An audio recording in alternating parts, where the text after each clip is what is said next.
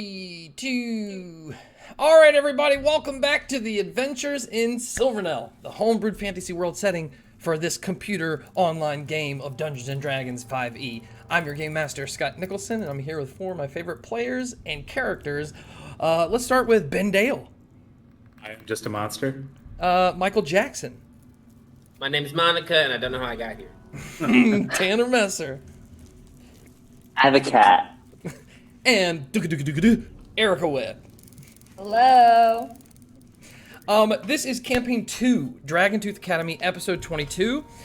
This is a vile and raunchy campaign, and it means it's rated R for scenes of blood and gore, rude, foul language, and triggering trauma. This is week 2 of sophomore year. Welcome back to Dragontooth.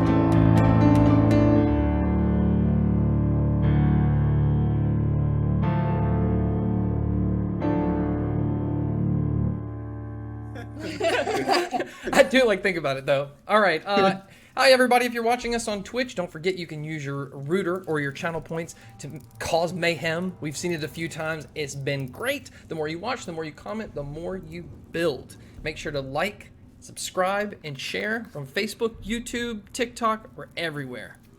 All right. Let's jump into it. Last time on episode 21. In the middle of training, Jougoui is blasted from the sky and breaks their back on the rocky waters. An apocalyptic fight ensues between our villains and more villains. Demons sent by Salen. Russ Quinn comes to the rescue and lends a hand to his girlfriend, Bea, and both of them escape the corridors of remembrance and the memory, and Russ then summons a dinosaur to fend off demons, while Bea bashes in the corridor doors and rescues Penny, Bognak, and Yumi. Immediately, Russ and Bea are sent to detention by Professor Roshk for the following day. Everyone goes to bed, and early the next morning attends Dragon's Gauntlet tryouts. We await the results on stream tonight. Also, everyone auditions for the mandatory school plays in this trimester. Roshk is thrilled at the auditions of Bognak's, Penny's, and Yumi Jougoui's. Penny, Yumi, and Bognak now gain one positive relationship point with Professor Roshk. Ding! Okay. And Professor Ross got beef.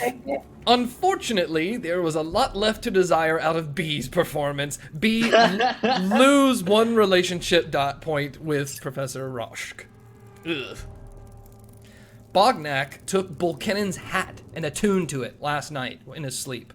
The Gen Con hat is a rare magical item that requires attunement, and it produces a dark veil of shadows that emerge from within the hat and cover the user head to toe, an old magical trick by the famous samurai Gen Con, but only once before midnight. With this item, he may expend one charge to add a +10 to a dexterity stealth check. The effect ends if the user moves, attacks, or casts a spell after its initial stealthy moment. The idea is that once you've moved into a stealthy position, you stay put in magical veiled shadows. We now walk into breakfast, where the student body sits around one long table in the furnace.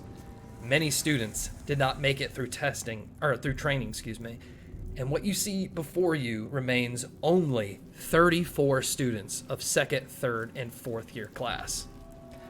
You notice in the dark room, small lights on the wall, not as much light as there was before, it's very gloomy. You see dinner demons emerge from the sunken fang door. Just straight line leading, and they're carrying these big black rocks that kind of sparkle sometimes in different spots, but otherwise seem vibrational. They're going from the sunken fang stairs up to death's door, which is still forbidden, in this one long ant line. All your favorite foods have been prepared on the breakfast table, all except Russ Quinn's and Bea are Gressive. Rush, at the front of the room, everyone kind of settles. You see some of your friends clean out Morton's out. You see Russ across the table. Everyone seems to be here that you kind of know of. Congratulations, students. Your training provided us, what is this? Your training, proved you can survive against anything. And congratulations to the winners who selected to be on our very first Dragon's Gauntlet teams. You can find those results, as well as your play assignments, on the postings board at your leisure, after breakfast or during. Just let me finish talking. You will also find on the postings board a map of the new floors that are under construction. No secrets here. After your classes this morning, and your lunch, the Dragon's Gauntlet teams may meet where they like to practice. They are teams of 3 or 4. However, those not in Dragon's Gauntlet may choose from a privy of extracurriculars led by your fellow students. Isn't that nice? Very good. Continuing that. And after that, half will go into rehearsals in the amphitheater, and half will follow Professor Relax to your very first introduction to Student SWAT. Any questions? You raises her hand. Be aggressive. Yeah, where the fuck is my food? We will get to that. One moment, B. Side note, do not bother the demons or the spiders. And as you kind of notice at a peripheral, you see a phase spider upstairs in the library just moving around. You start to feel like the room's kind of phasing up with spiders, maybe about 6 or 7 big phase spiders walking around. Maybe going towards something with purpose. They are both aiding in the school's construction. Enjoy your breakfast, your day, and the beginning of your journey fighting the good in this world. Be aggressive, good question. And Russ Quinn, the detention hall has been demolished for construction on the upper ends, so you will spend your detention isolated together in a box. These two dinner demons bring out this like big crate, just kind of wheel it out, and there's a chain on it that's actually attached to where the chandelier was, but now because it's close, the chain's bending in from the shadows, and one of them just opens the box, kind of like taps the inside of the box, and Russ just kind of stands up and just like wipes his mouth from his food and grabs a book he was reading and just looks at Bea and says, "After you." It just shrugs and walks in first. Russ just like goes to the door and just like backs in. And the door shuts. They lock it. 3 locks. Seem to be like this weird, like, bulbous figure locks. And then they just start pulling that chain. And the whole class, everybody's just watching as this crate lifts up in the air and starts swinging and then gets pulled up to the ceiling above everyone. And they, like, chain it down. And they, too, stand at guard. Chink, chink, with these, like, spears. And you see Roscoe's like... And everyone in the class is like trying not to laugh. There's a couple with masks on, you can't really see. But you see Cleonile is just like kind of confused, and Mortonzow's just like shaking his head, yes, and just kind of grinning. That is all. Enjoy your food. He's gonna step down and take his plate of like fried fish. He's gonna scurry across the room and get out of there. Welcome to breakfast. That was very dramatic. Yeah, seems like Bee's not going to be doing much today. Or maybe she'll be doing a lot in that box with Russ. Can someone explain why it's shaking so much?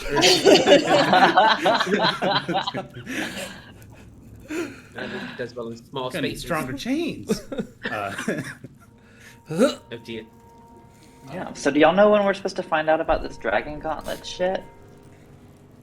We'd have to go check the board. Oh, it's on the board? They're posted. They're posted. I mean, the bulletin board. Okay. I only half-assed listened to Rosk, so that was my fault. But let's go check that shit out. It does that monotone drone thing. It does get kind of annoying. Yes. Oh no! we should. And Penny will finish eating up her food and go with Yumi to check the postings. I don't want to eat, so I follow. I'm like, I try and think if there's a way I can frisbee the pie into the box so the bee has something to eat.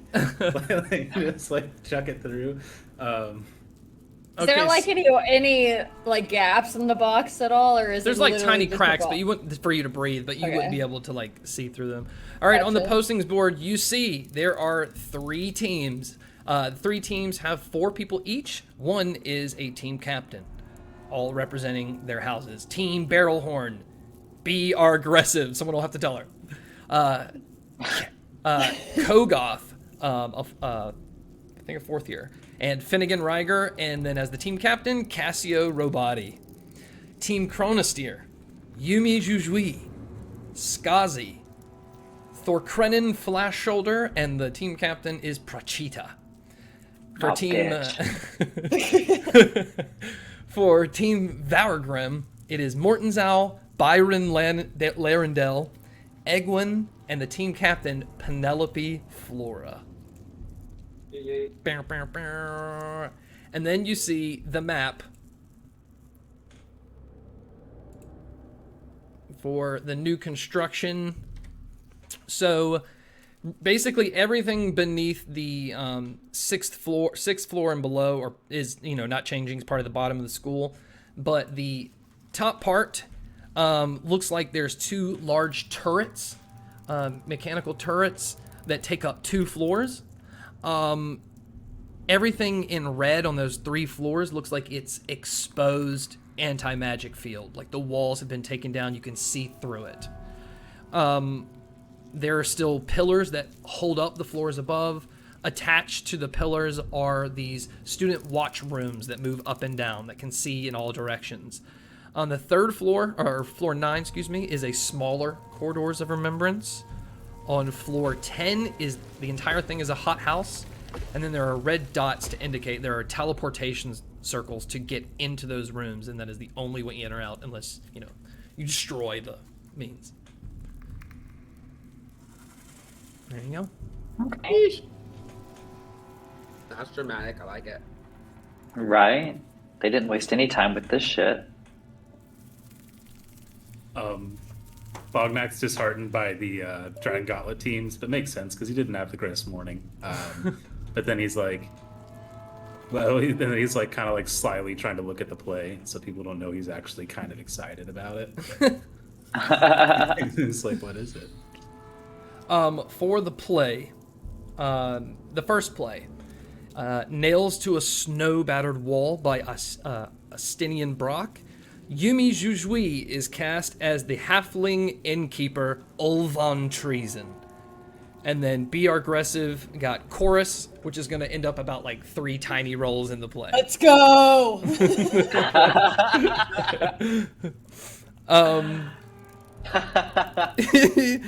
Okay, and then The Tragedy of Lady Shake by Fork and Spoon.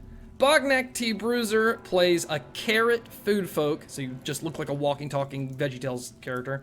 The Master Planner, Max Carrot. And then Penelope Flora got an eggplant food folk, the Avenging Well-to-Do, named Donna Van Eggplant.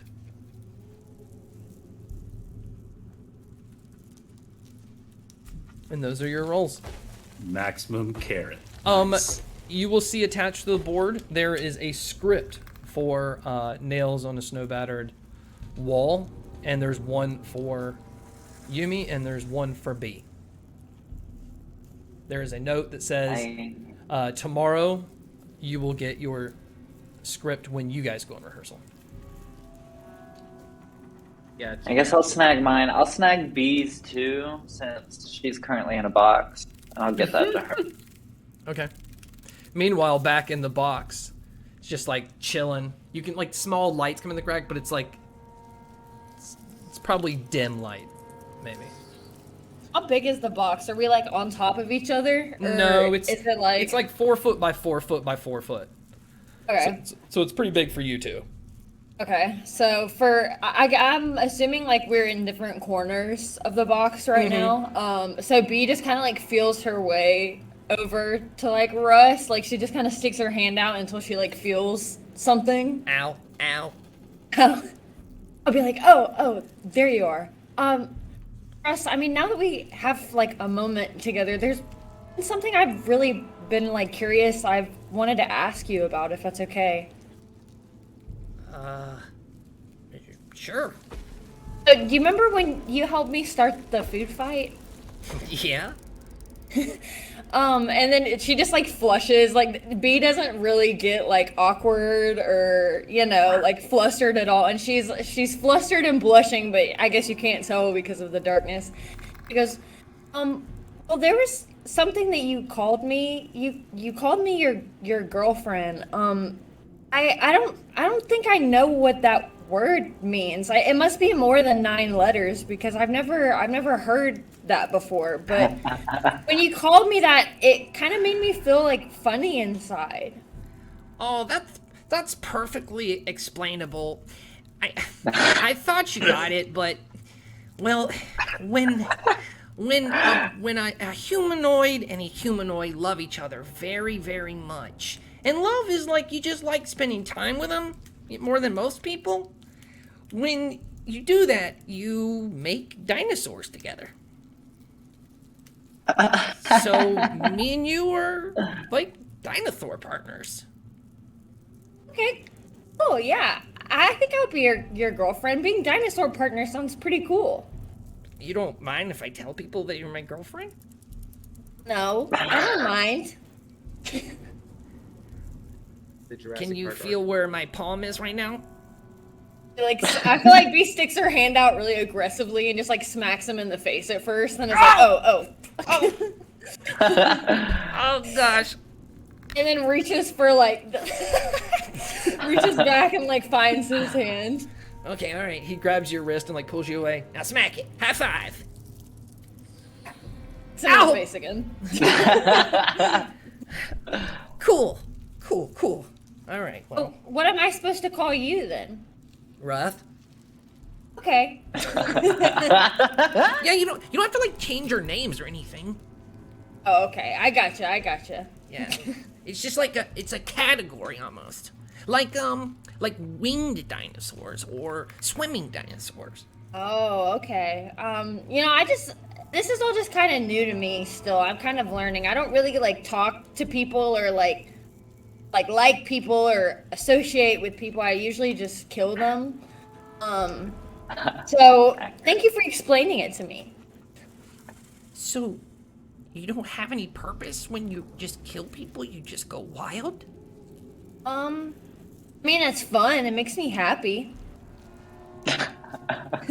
Bea, I mean this with the utmost respect when I'm about to say next. And because you're my girlfriend and I am your boyfriend, I feel like I can say this. You just might be a dinosaur.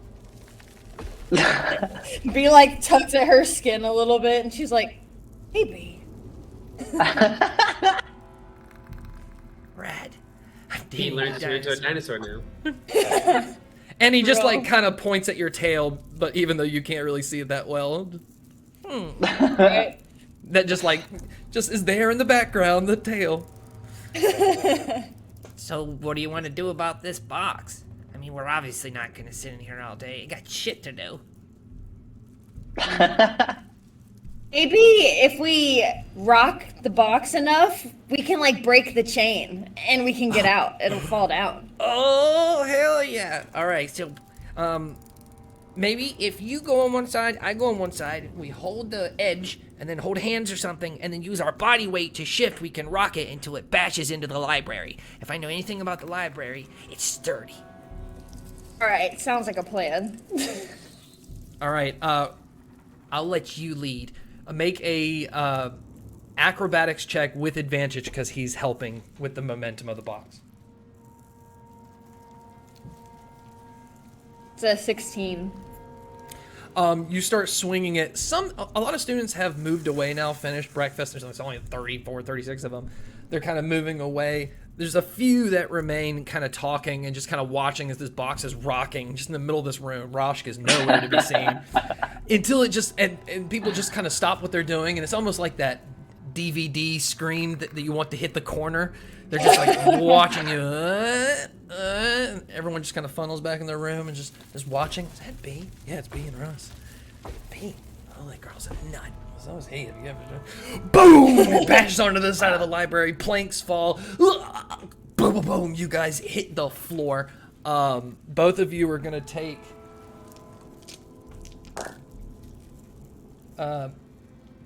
8 points of bludgeoning damage as you fall and hit the stone ground. Oh, are you okay? Yeah, that was fun. Are you okay? Yeah. Okay, new plan. Maybe we just look for more boxes. Yeah, I was like, let's do it again. You guys up at the postings board, you hear smash, and you look over and see them both laughing on the ground. Some people are like running off to tell Rosh. Some people are laughing. Some people are just eating. That took about as long as I thought it would. Yeah, it could be. I go towards them. I keep my distance, and I just like chuck my pie that I assume nobody has touched, and because there's like I said, it's like it's like everybody else's favorite foods, and I just like smelling it. I just kind of throw it at Bea, and I'm like, you could pick out the rat kebabs, and some light reading for you, Russ. And I just like slide across the floor to him, and it just says Russ, and it's the book I wrote earlier to him with like the hollowed out part with the antitoxin in it, for if he has to talk to. And so I'm just like, catch it and just shove my fist in it, like just stick it in, but then somehow only pull out the rat kebab. I think they'll get you guys a stronger box next time. Bad workmanship. And I'm just gonna, after that, I've achieved what I want to do. I want to go to the temple. Is the temple still on limits? Or? It is past death's door. It is off limits. It's forbidden. Then I want to go back to that guy's room that I accidentally exploded. The fourth. In the advanced student chambers. Yes. All right. As you're walking away, though, you hear, because you speak Abyssal, these two voices. You can hear metal kind of clinking as you look over and see that they were guarding the chain or running over, and you hear an Abyssal, "Stop! Stop! You have to stop! We're gonna stop you! Oh, you're dead! Oh, you're dead!" As they're running towards Bea and Russ, and you just like are walking on to the advanced student chambers. You two get ready for a fight. I keep going. I trust them. They're fighting. Yeah, you go into the advanced student chambers, and you're looking for. Sounds about Bea. You're looking for Vigar Burndwell's room. Yeah. Okay, yeah. You go in. There's a couple people. You see kind of hovering around his room, Pride Stalker and Humwolda Troll Fury. So this tall black tabaxi with yellow bright eyes, almost like a, big cat folk. And then Humwolda Troll Fury that usually hangs around the hot house. And they're just like kind of in conversation, like on the opposite side of the hallway from his door. And as you walk up, they get kind of quiet. And Humwolda turns back. Oh, hi, Bognak. How's everything? Been better. Yeah, thanks, Price Stalker. He walks away. Bognak, look, I'm kind of looking for a favor. You seem like a perfect person to do this. I'm looking for a book on, like, really cool memories for the Corridors of Remembrance. We got these thesis projects for senior year, and I could really use a banger.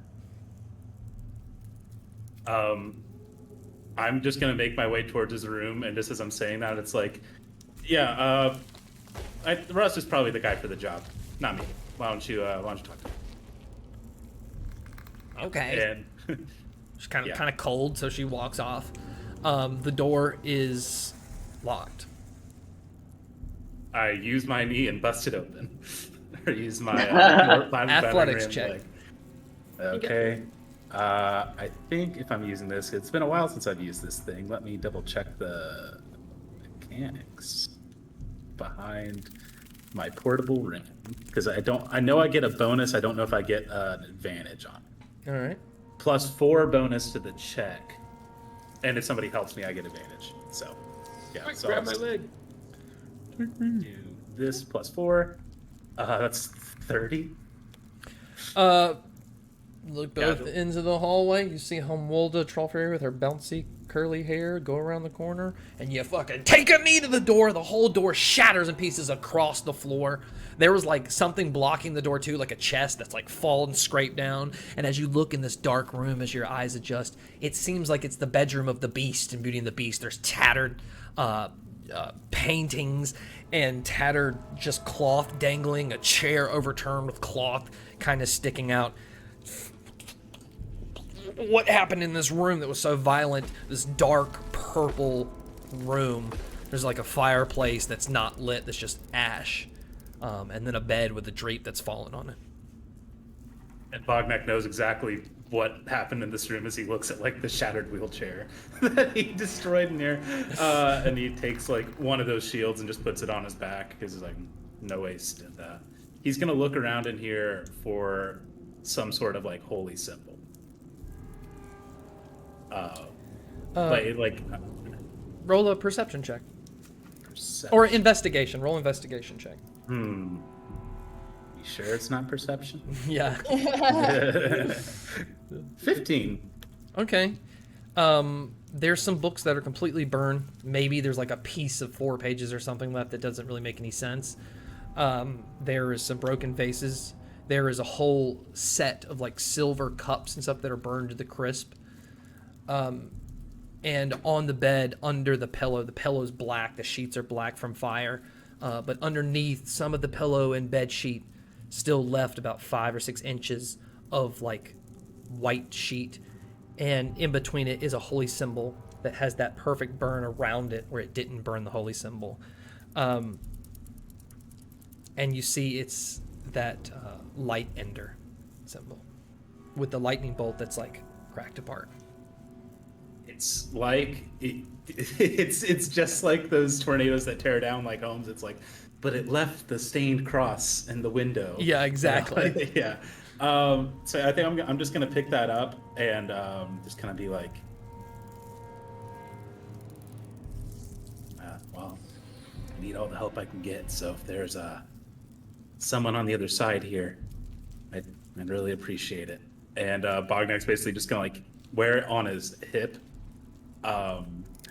And I'm narrating all this because I took Magic Initiate Cleric as our level up. A cleric. So I'm just reaching out to it. So it's basically almost like a nervous tick at this point. Like when I cast the couple cleric cantrips, it's like I tap it like a nervous tick. I have it with me.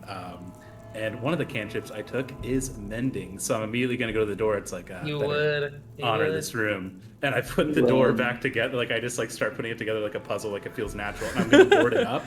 And then it just like starts to go back together. And I look at the cross on my waist. I'm like, oh. What's the casting time? A minute or instant? It might be a minute. Let me see for Mending. Yeah, it takes a minute to put it back together. So, yeah. Okay, so and what's the range, or what's the? It can't be like 5 I think feet? the break. Yeah, 5 feet. So Okay, if the door's yeah, there. so it'll only take a couple minutes, which is good because the bell is gonna ring, which is a new sound. This really like horrendous screeching bell to alert everyone to their first class. You would have noticed on that postings board that. Let's see, in the morning, evening plumes class, everyone that will be in the library. That's introduction to reanimation. And then downstairs in the furnace is pyromancy and the unexplained with Professor Sazmath. So whichever you went to, now's the time. So the bell's ringing, but that'll give you like 5 minutes to get to class if anybody wants to do anything.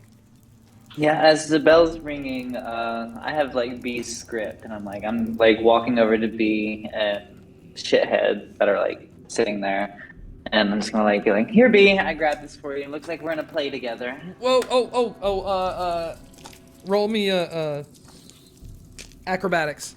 Go ahead. I was like, Russ is about to throw some shit at you. Acrobatics. Too close. 17.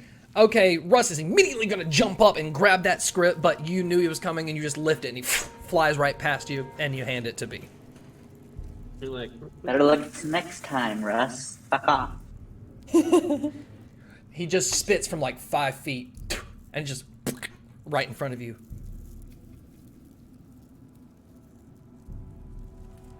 that's really nasty. Are you good?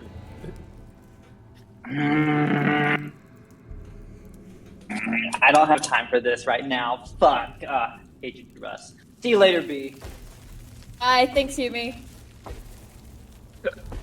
Script immediately goes into Bee's mouth and she starts chewing on it. Russ is gonna. Are you still there, Yumi? Yeah, except I'm backing out of the room so I can keep this staring eye contact with Russ. He's gonna stare eye contact, and as you walk out of the room, till you cross the corner, he's gonna look at B, and just like slowly grab the script out of her mouth. I'll read it to you. Oh, and Bea goes, oh, that's what a script is. It has words on it. No, we're gonna be late to class. See you later, B. He's gonna run. She's still holding my what script? Anybody else? Do I know anything about Egwin or Byron Larendale, my teammates? They're in my house. I feel like Roll a they need to history know check. things. Okay. History. That's alright. Listen.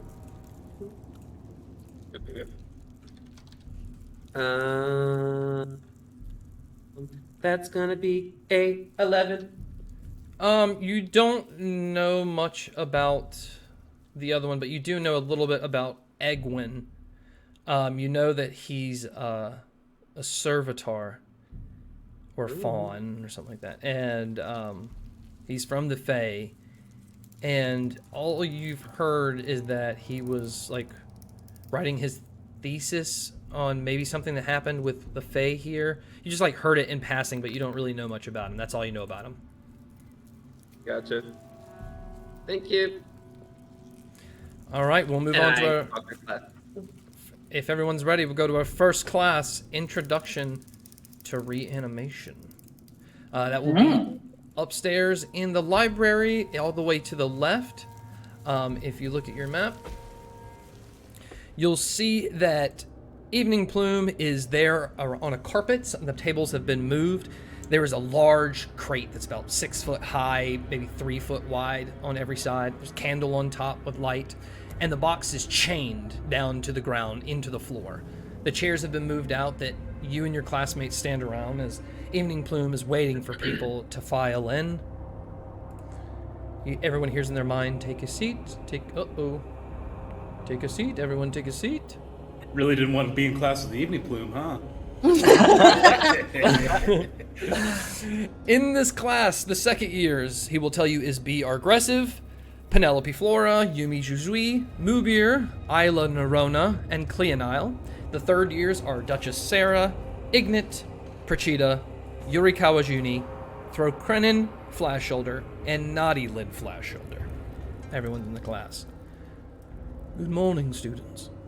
In this class, we will assume you already have knowledge on the undead's mannerisms, weaknesses, strengths, and similarities. So in turn, we will focus on the rare instances where the undead is truly hard to explain. The magic of necromancy was dormant for a long time in this world. When it returned through the cracks of disobedient minds, it left scars. I will show you this trimester how to control those scars, how to control the undead through resurrection, communication, and dissection. As I teach today, I will ask questions to gauge the room's understanding of the subject already. Whomever knows the most correct answers to my questions will win, and he will hold up these earrings, Syntharia's corrupted earrings, that sort of... The rest will gain knowledge. I'll tell you what it does after you've won.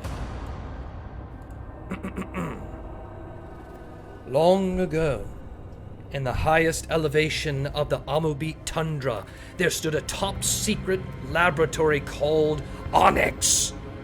named after a Bastion Kingdom initiative titled Blank Onyx. Anyone? You see a hand Yumio shoot raised up. their hand. Okay, roll a persuasion versus the other person who raised up their hand. Both of you roll persuasion. I got a 15. Uh-oh.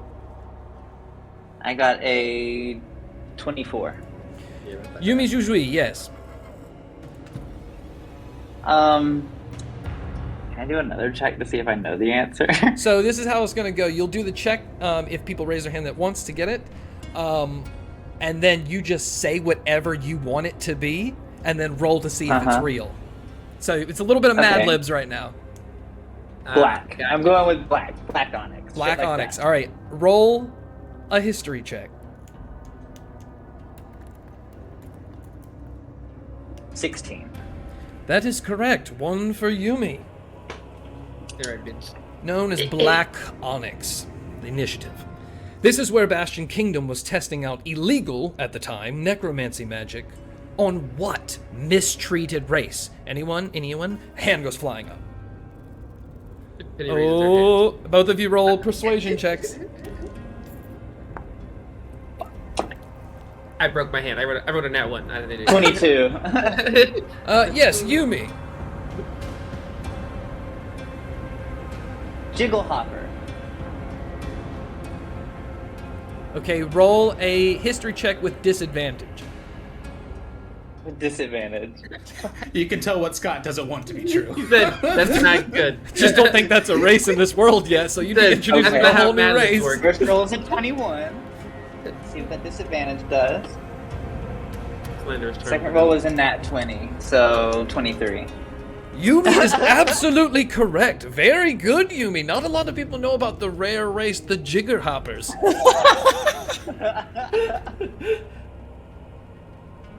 Did write that down for notes. There are a He's rare like, I know race. about him. There I are know rare about him. races that lives in the very top of the airless mountains of Amabi, the tallest that reach almost past where one can't breathe. Very rare. Good. I'm impressed. One of Onyx's most famous creations escaped and was found behind where and put into the papers. Where were they hiding behind? All right, all three of you roll persuasion checks. I hate school. 29. Damn, I got a 7. 29. He is I got a hard nat focused 20. on Yumi. I don't think Evening Plume has a real big past with Yumi, and especially all the rumors going around. He's just going to step forward very close across the room to Yumi. I want the earrings. They're cute. Yes, Yumi. Where did it hide behind? Where was it found? It was under the rock to their left in a cabin in the woods. History check. Since B's sitting next to Yumi, can I roll a sleight of hand to try to 21. steal the earrings off of him? Yeah, when it comes time, sure. All right. Yeah. What'd you roll? A 21. Son of a bitch. It's another 19. I'm with it tonight. You're making lore tonight, my friend. Okay. I'm not meaning. Does anyone happen to know what this creature was that escaped? Anyone? Yeah. A hand goes up. All right, you three roll persuasion checks. It's my last time rolling this dice. Oh, nat 20. So 22. I'm nat 20. That's just a 19. All right, what is I got it. your nat 20 with your plus modifier? 27. Oh shit, you win it. What was the creature that escaped Onyx that was found under a rock in the woods to the left? It was A mutated jigger hopper. putrid ghost demon. It was a jigger hopper that was a ghost demon. Yeah. Did you just grab a Mad Libs book, Scott? That was one He's for like, Penny. I may be really I good, did but I because it can't was make like more of this those up. things are like. Hey, we gotta make random, classes not, like- interesting. I was like, Okay, alright. The story tells that this creature had already eaten half of a blink when it was discovered. Hand goes flying up. Oh, Yumi, disadvantage on persuasion because the hand was before yours, and Evening Plume's looking out. That's an Y'all, 18. I'm about to move my camera because that's another nat 20. So a 29 for the first one, I got an 18, by the way. and then a 25 for the second one. All right. What did it already eaten half of? A bear's buttocks. Bears. Rude. Oh my god. It was eventually brought down by a wizard passing by.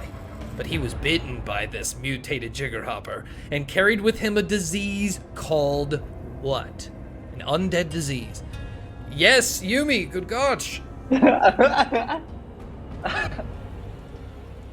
what was the context that I'm saying this again? I laughed and forgot. What was the disease called after it bit the wizard and the wizard left with it? Oh. Salavia. Roll history. The real disease is being in Evening Plume's class. He shouts. Okay, so that's only an 11. Okay, Hot that is take. not correct. And I'm sorry, what did you say, B? You heard me. Yes, I believe I did. I believe you're supposed to be in detention. Get to detention. Now. But I couldn't bear to miss your class, Professor. That's not funny, B. Unintended. You out! Demons! To the two demons that were like chasing you guys. They're just like, we didn't know if we should come in or not. All you guys hear is, and he's like, take them out. They're gonna poke you with the spears to get you out of the class. And the class is gonna be like, just fucking go, boo! Yeah. You see who said that was behind the mask of Prachita on the other side. Percunta. Yeah, literally. I don't know why people still want to mess with me. Like, I just won't immediately kill you. I have no regrets. It's canon. Yeah. All right, they're gonna take B away unless she resists and take you back down where they've prepared another crate. And they're gonna wheel it in. Ooh, another crate! Except this one is wrapped in chains, and when they put you in it, they're gonna wrap it all around in chains, and then use the chain to hoist you up. But there's also a chain on the bottom that they're gonna like tether and nail down to the ground, so that you're in a box in the middle of these two chains in the room. They can kind of spin the box, but it's got chains all around it, and they're just gonna. What's it made out of? What's the box made out of? The box is wood. Oh, easy. Okay, cool. All right. There. Eat it. The disease known as what was it again? Oh, he Being an failed. Evening Oh, he Plume's failed. class. Oh, it was. Okay. It was the never gain disease, which is ironically the episode. All right. It at the time had no medicinal cure, and those infected had to be treated by magic. The wizard continued into the town of Greyhawk, but by the time he arrived, he had changed. His skin had turned what color? Meow. Disadvantage for both of you on persuasion. Bitch.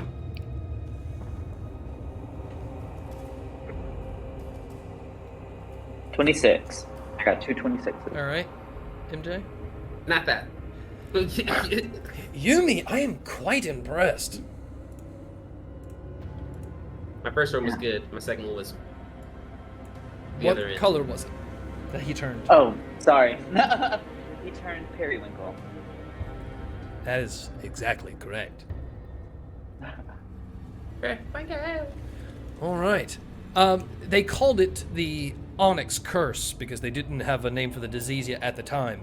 And he was no longer the wizard completely. He was now half zombie, half wizard. Some of his mind remained, while most had turned to dreams of eating what body part? Anyone? Hands go flying up. All right, everyone roll a normal persuasion. 19. Yeah, what body part? The genitals. Eating the Big genitals. good answer. Good answer. Good answer.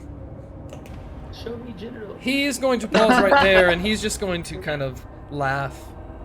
He's going to break his mental connection to everyone. You see him really get a kick. He's just going to look over at Yumi. Yumi gained one positive relationship point with Professor Eagle Plume. He's going to say, now it's just best if I show you this disease. And those sides of the boxes were actually cloth, or at least turned cloth, and they fall down, just leaving the frame that's still chained there. And inside, you see Zombie Taylor chained to the inside of the... Well, nice to see you got brought back. He has been injected with this disease that will cause him to turn a certain way, and you see his body slowly gonna start to turn periwinkle. And he's just gonna look down at his genitals. Just try to go for him. It's karma. Honestly, that's just karma right there. You see Evening Plume reach under a chair and grab half a bear's ass and bring it out and be like, do not fret, we will control Taylor. And he's going to put it in front, and Taylor caught between the bear's ass and his own genitals. I ask, does anyone here know a necromancy spell? Yeah. Yes, Penny Penny. raises there. I know I have Toll the Dead, and I also have Chill Touch. Very good, very good. I would like you to do it to Taylor, and as the class will proceed, I will enhance your ability. And that is what we will learn this year. So go ahead and describe what this ability looks like if it automatically hits. Okay, great. Yeah. So I'll do Toll the Dead. So I hold out my hand, my shadow hand, and it starts to do that weird undulating thing, and it kind of makes a faint ringing sound to everyone that's kind of pleasant. But Taylor hears a loud screeching that the bell is like a 2 compared to what the sound is, and it causes his head to go through excruciating pain, and he starts to like leak from his eyes and his ears. I won't say bleed, but things start to seep from him.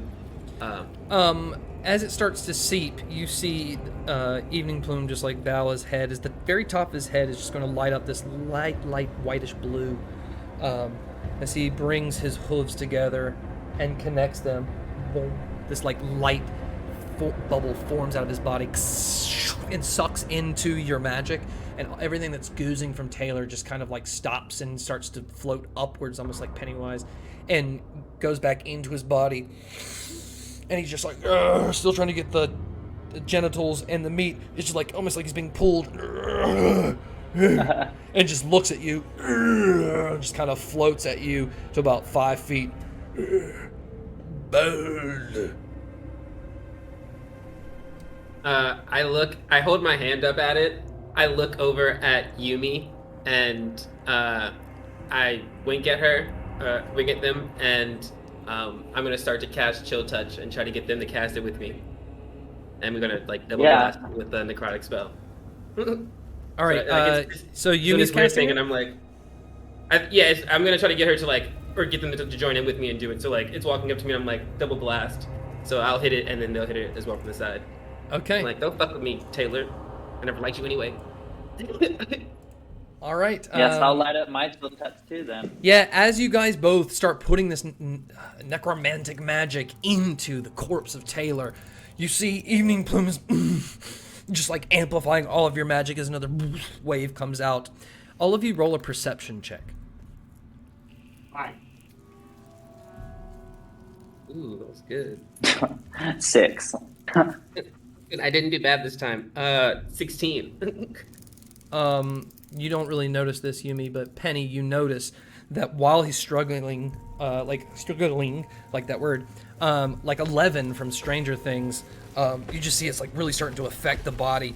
And as he kind of looks up for a second, you see part of this faceless fawn just like melt in this spot to reveal this like blue eye, like a humanoid eye, where eye would be. Puts his head back down and ends it. And then when everyone kind of jumps back, and Taylor just, his soul just like flies out and falls down. Evening Plume stands back up. His face is normal, as in no features.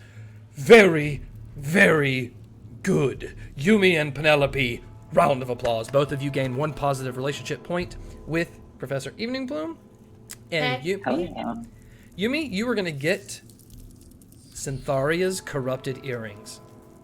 The wearer of these earrings bring movement to an otherwise trapped evil spirit called Syntharia, who once plagued the town of B2.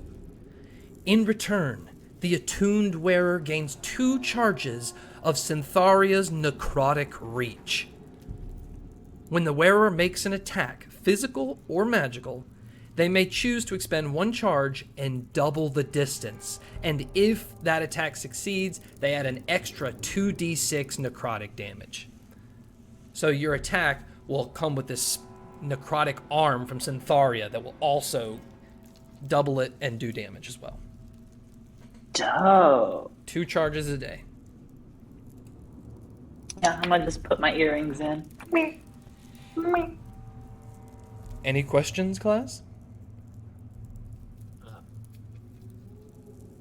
No, I suppose it. Penny will walk over to. Oh, I don't know if she can do this, but she's gonna walk over to evening. Wait, is class over or is like he just? Class is ending. Yes. Oh yeah, she's gonna because she peeped that, she's gonna racial cast Goodberry and like take one of those like leaves she has and kind of hand him a couple. She's not gonna say anything to him. She's gonna hand him a couple. And it's like 1 hit point full of nourishment. And she's like, To evening that point? was a yeah. And she's Okay. gonna be like, that was a really good feat. Great work.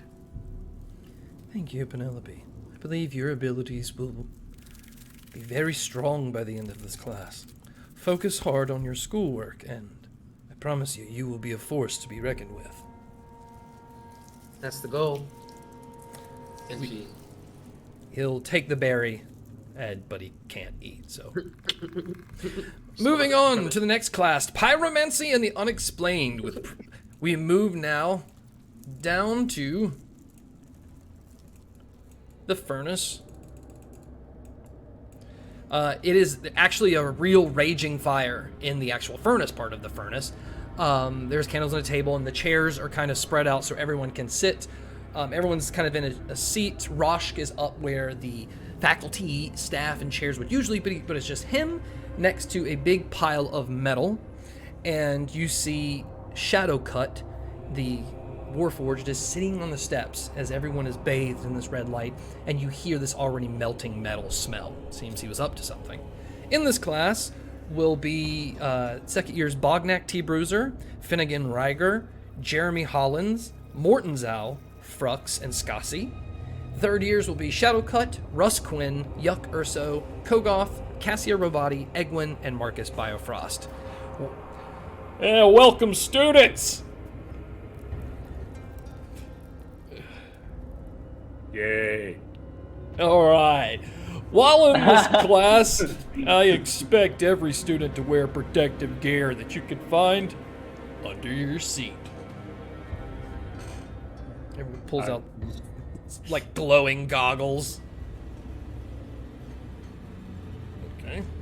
I will protect you from fire, magma, and soot. Yeah, very dangerous for your eyeballs. Fire-based magic and attacks have been commonplace in Silvernell for centuries. However, within the past 100 years, fire has taken on a new level of importance.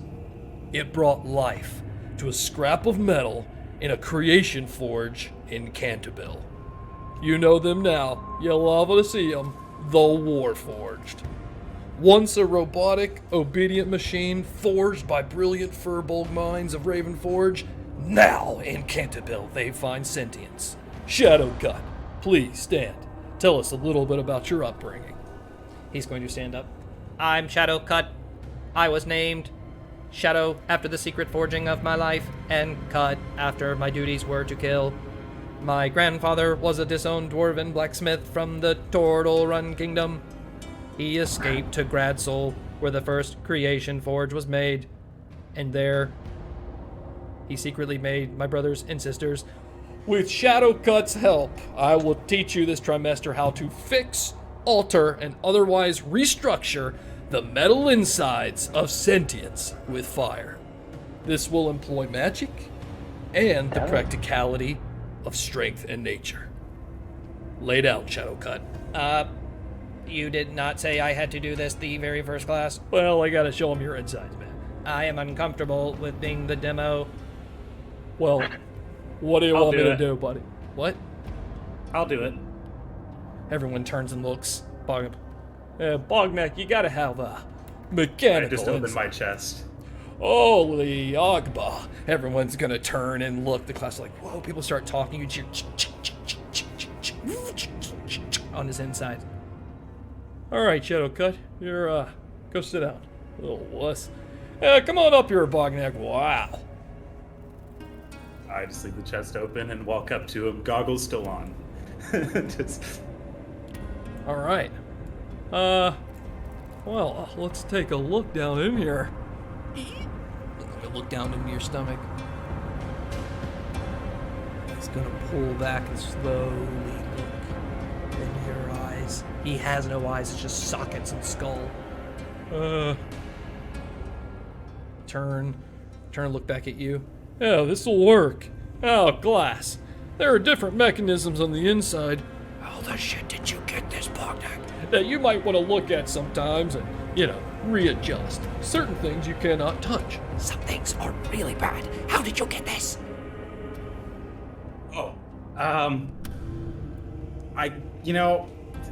some of us have some extra parts, that we Right. really regret getting.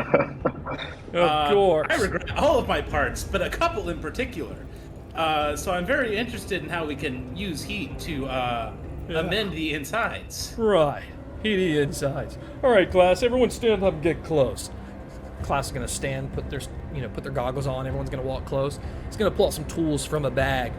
He's gonna start operating. You feel it right under your ribs, just kind of like this pressure. All right. Now, takes a series of steps and, good placement. But if you're very yeah, what'd you say, Bob? Yeah, I understand. There's a couple that I, like. There's one don't in worry, particular. don't worry. Maybe He's gonna look up gears at you. Don't that worry. I don't like. I'm gonna help you out, and you're gonna tell me who put that in you. All right. Okay. He kind of pushes your body a little bit. He's gonna pull out this little cog that's like radiating. All right. Now, you see what this is? This is a magical cog by an amazing artificer, probably from Ravenforge. This little Bucky right here holds a secret deep down inside. This, what is early sentience, but more magical. One who has this inside learns something, and they cannot share it. It's usually implanted as a sneak, not willingly known. Everyone, I apologize, but class is going to be dismissed early. Make sure you all still check out the new construction of Sunken Fang. It's not ready, but it starts to look pretty cool, so swing by there in your time. All right, everybody get the fuck out. People leave. By the way, there's a big curtain in the middle of the furnace that blocks over the other class, and the tables have been moved. You want to explain this? Can I? It's not gonna blow up in your hands if I do, is it? No, it's not. I took it out of you. It was difficult, something that you can be trained to learn, but right now would be way too difficult for you. Did you come to school with this? No. I mean, when I died, Inger messed around my insides. I've got a lot of stuff in there, That's how I'm here now. But I will say, a different professor had a hand in putting that in me. One that was, I guess, jealous of my relationship with Inger, and maybe wanted an underling of their own, because they saw my loyalty, right? Loyal to a fault. And I just sit down and look at my bony hand, just this relief. Thank you, Professor. Thank you. You're welcome. Who did this? Well, what professor do you think could do it? I want to hear you say it.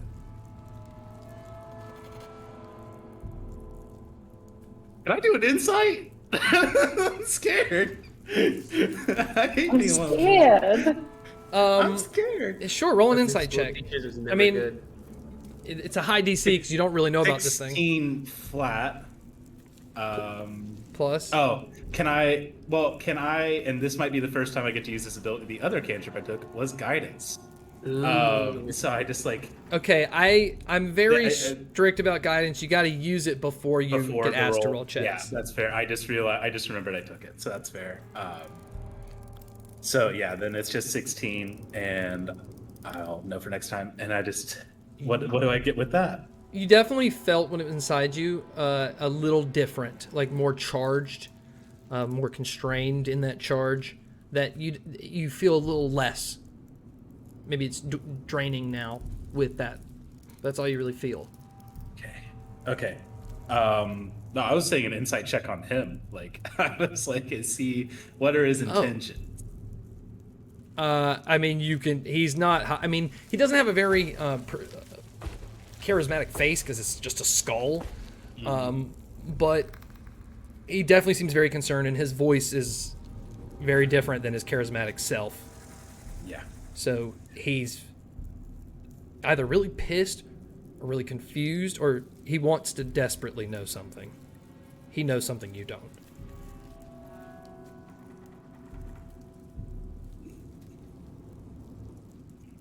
Professor, even without the gear, I'm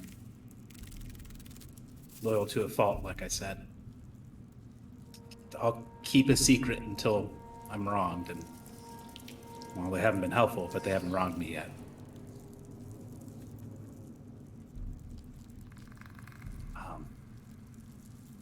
So, if it's all right with you, I think you know the answer already.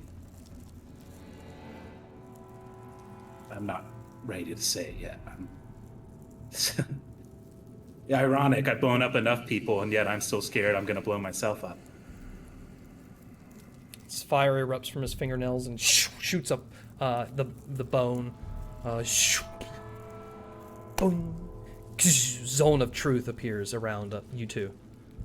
Okay. Who gave you this, Bognak? Dark Paladin. I'm going to try and pass my wisdom save. Yeah. Run, Bognak. Use guidance. I fail my wisdom save. Run,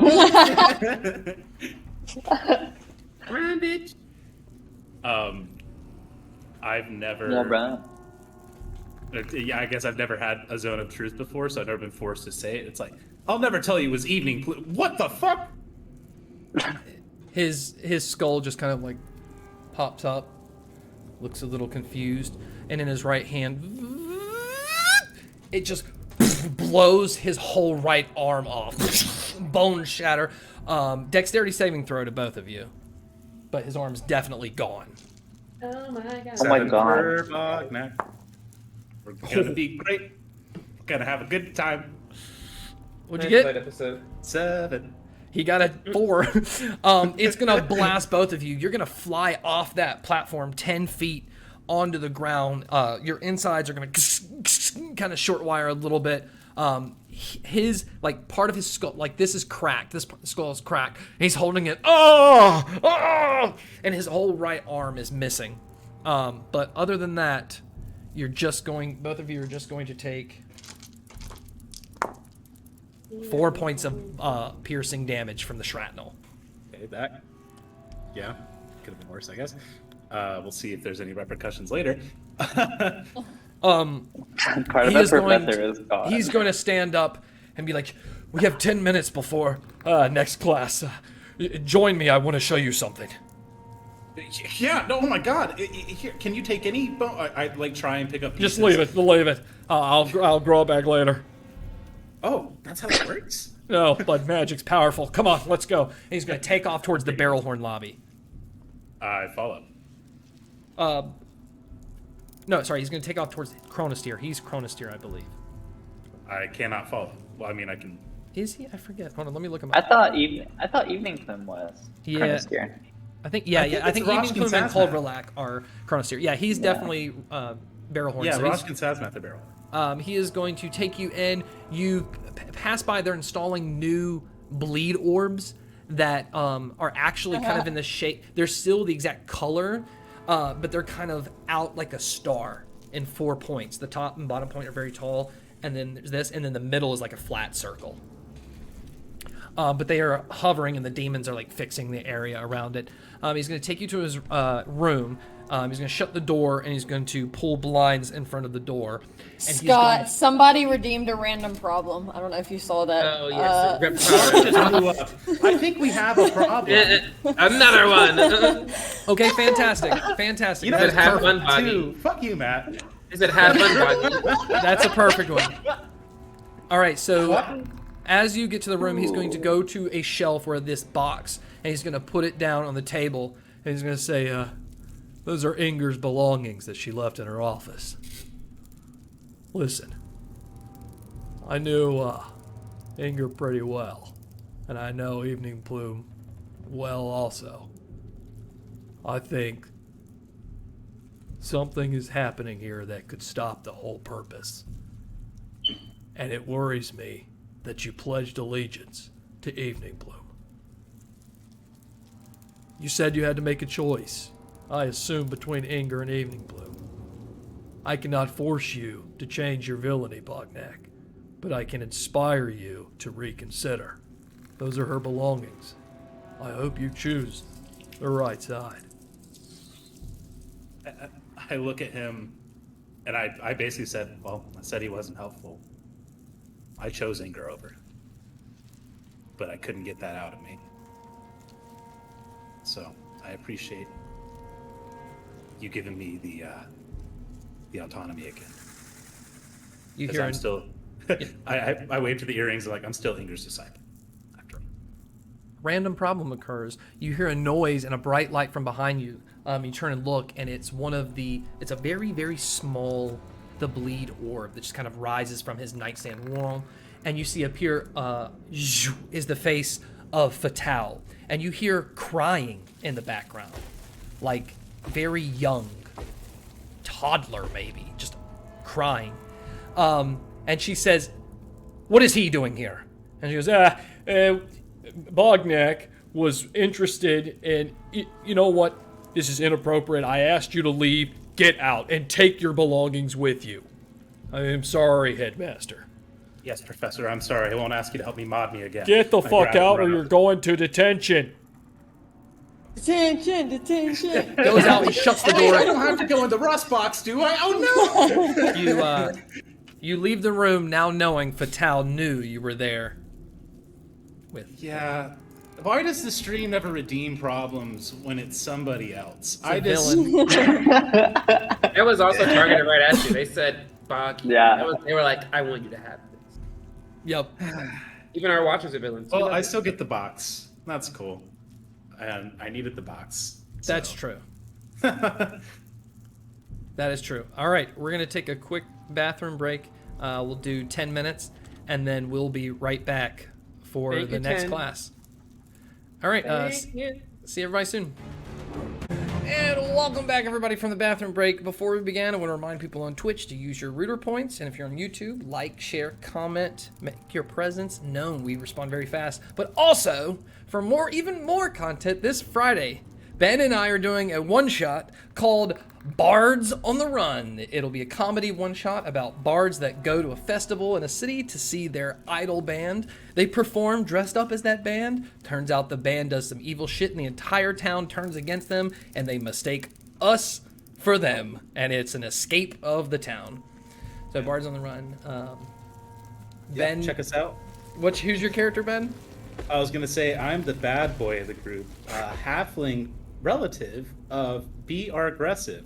We're not close, though. We don't really know about each other. But we're related. It's Distant there. It's cousins. Distant cousins. Cool. All right, let's jump back into it to the first class. After that one, the bell's going to ring. The Historical Villains in History with Professor Culverlag. All right. I love the In name this of class, the second years, Bognak T. Bruiser, Yumi, Jougoui, Jeremy Hollins, Morton Zal, and Frux. Third years, Shadowcut, Russ Quinn, Yuck Urso, Kogoth, Cassia Robati, Egwin, and Marcus Bifrost. In this class, expect to be inspired by your predecessors. Villains of this world once ran a lot of it. We will pick up where they left off and complete their goals. Through these trials, we will learn from them and be better for We begin this class with myself, advisor to King Soprox Ixos of Bastion Kingdom in the year 98 AGW. I made the deliverer for the goddess Noctra when the king failed to act. He was sacrificed and began a chain of doubt that brought time and resources to our cause. I was able to mobilize the Bastion gods to destroy every living soul in Amelbeat. My gods marched from town to town, bringing chaos in their wake. It became the deadliest non-war event in history. But in the end, I was killed in the castle by a rogue group of misfit adventurers. I was flanked from my right, and they dropped a building on me. He's gonna pull down the curtain in front of him and reveal a large mirror that glows this purple light in front of everyone. At the end of this trimester, one student will be rewarded a magical item from Komapa. Each class, I will reward tickets to students who complete the task, and at the end of the trimester, whomever has the most will win. And I'm talking a big one, baby. A motherload item. Today's ticket will go to those who can speak to the mirror with their mind and recreate the moment I was ambushed. Connect to the mirror, to yourself, and to the minds of your peers. Find the truth dormant inside of Kovalak's untimely end. You have 15 minutes before your attempts. If any, when we go to make ability checks with this mirror, you'll make them normally. If you have an ability or a spell to go into someone's mind, whether to talk, to get anything mental, then you have advantage. Okay. What about mending? Like mending broken people? No. Broken spirits?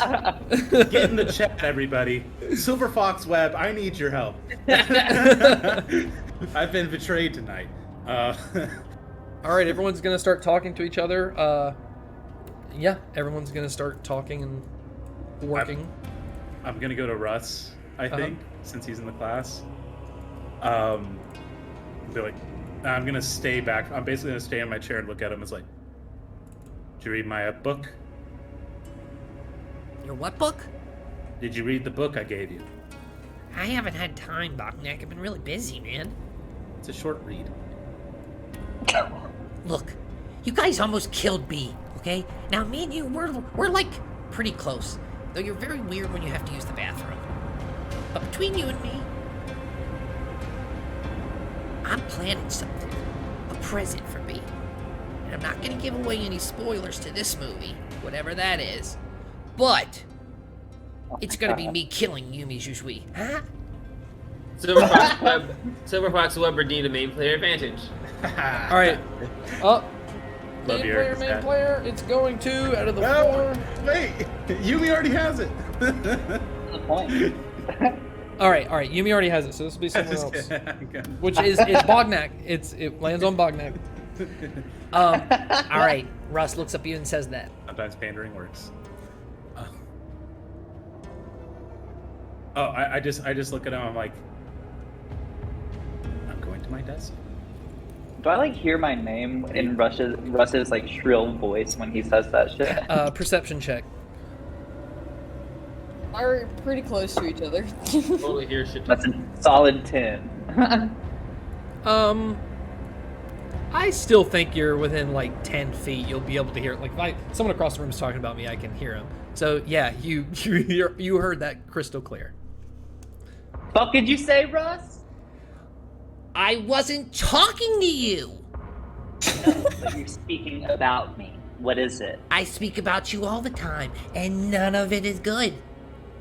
Detect thoughts. I want his whole plan.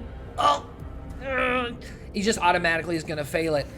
Yumi, you're a piece of shit. You've got carried this whole time at this school. You're going down, and you're gonna leave my girlfriend alone. I'm gonna be nice to you when she's around, but when she's not around, and I hope you're listening in my mind, you idiot. I hate you! Bognak still has no idea Yumi has mind powers. Yeah, Bognak, you're still trying to talk to Russ, and Russ is looking over like, It looks like Russ is shitting his pants. Just giving him mean eye. I love Russ. We know. I just say, At that point, I just blow Russ a kiss. I tell him, read that book. I like step away from him, read this book. Where can I get one on Culverlac and what? In fact, I pull out Culverlac's life self-help book. And I flip to the page. Is there a chapter in the book that I checked out about his death and about like, wouldn't you find a house falling on you? Anything like investigation check. that. I'm gonna cast guidance on myself. Not for that one. Let's see what I did. Oh. Well, that's a natural 0, but I do have advantage. You have Thank you. advantage. That's a 16 plus my Yeah. 4, which is 19 total. Yeah, only 5 minutes past of the 15, and you find his recipe for survival, which are specific steps that he should have taken in that moment.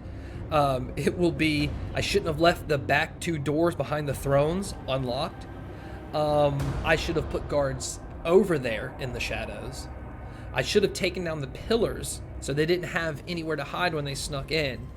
And I should have been protecting myself with something for attacks of bludgeoning, because I wasn't prepared for that. And also, I should have waited 5 more minutes before sending the guards out of the castle to march down and murder Mobid. Sensational. Okay. Alright. Hey, while I was reading this, did you have a chance to read that book, Russ? No, I didn't have time. I slam on the desk. Read the fucking book, Russ!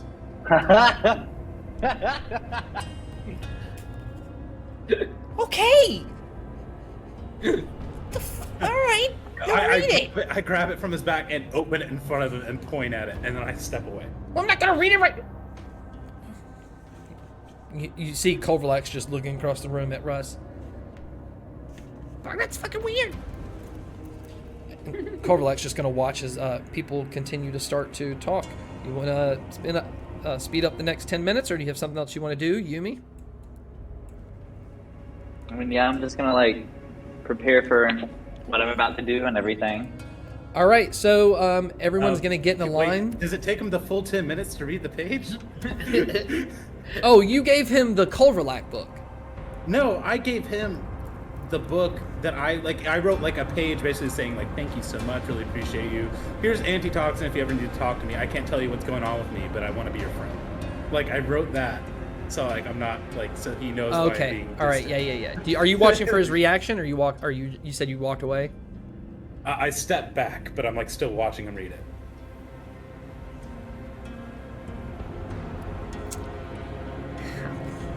Boggy. Looking at your points with him. All right, look. I'm really stressed right now because I've never had a girlfriend, and I've never, I've never made a dinosaur naturally. So, you know what I mean? Yeah. I can honestly say I have no idea what you're talking about right now. But what I can say is if there's an expert in this school on BR Gressive, it's nobody, but I'm probably the closest chance you got. As someone that had to share a dormitory with her, yeah, I think I can help you out, bud. So, anyway, I'm keeping my distance. You stay the fuck over there. Do you know anything about the heroes that killed Culver? No, but that's really sweet of you. Gain one more positive relationship point with Russ Quinn. I'm gonna leave him Culverlac's book and say I'm returning this, and then I'm gonna go see if I can find one in the library. I just want to say, specific. you specified that you are backing up.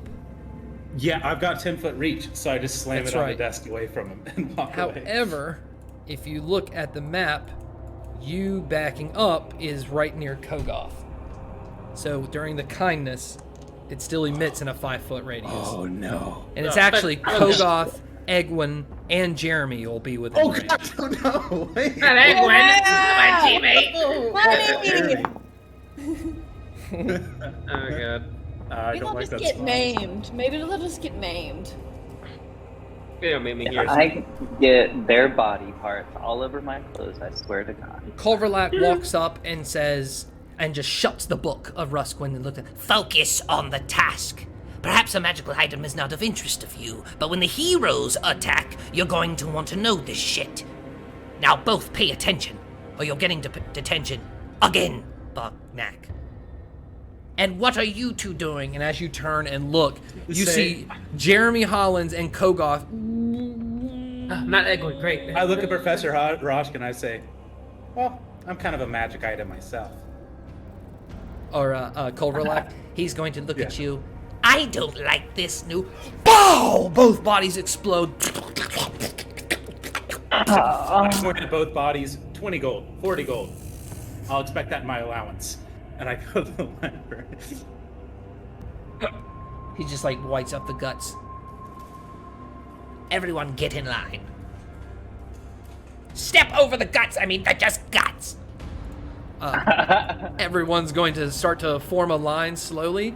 So we'll say that everyone's going to go. Those two are dead.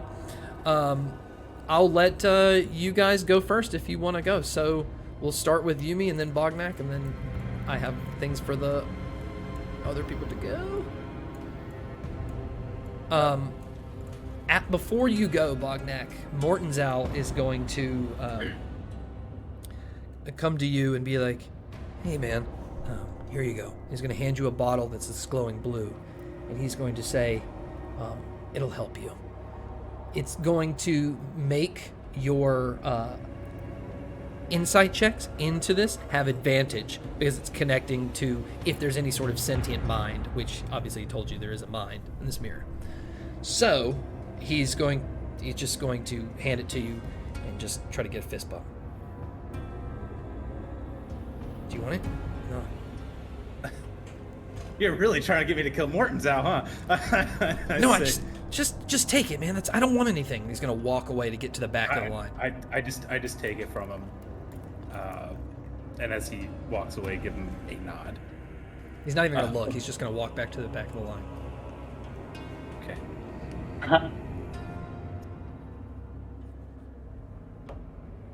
Okay. Are you drinking it? I'll give it an insight check. Why not? To see if I should get advantage on insight checks. Roll an Arcana check. Arcana check. Arcana. 17.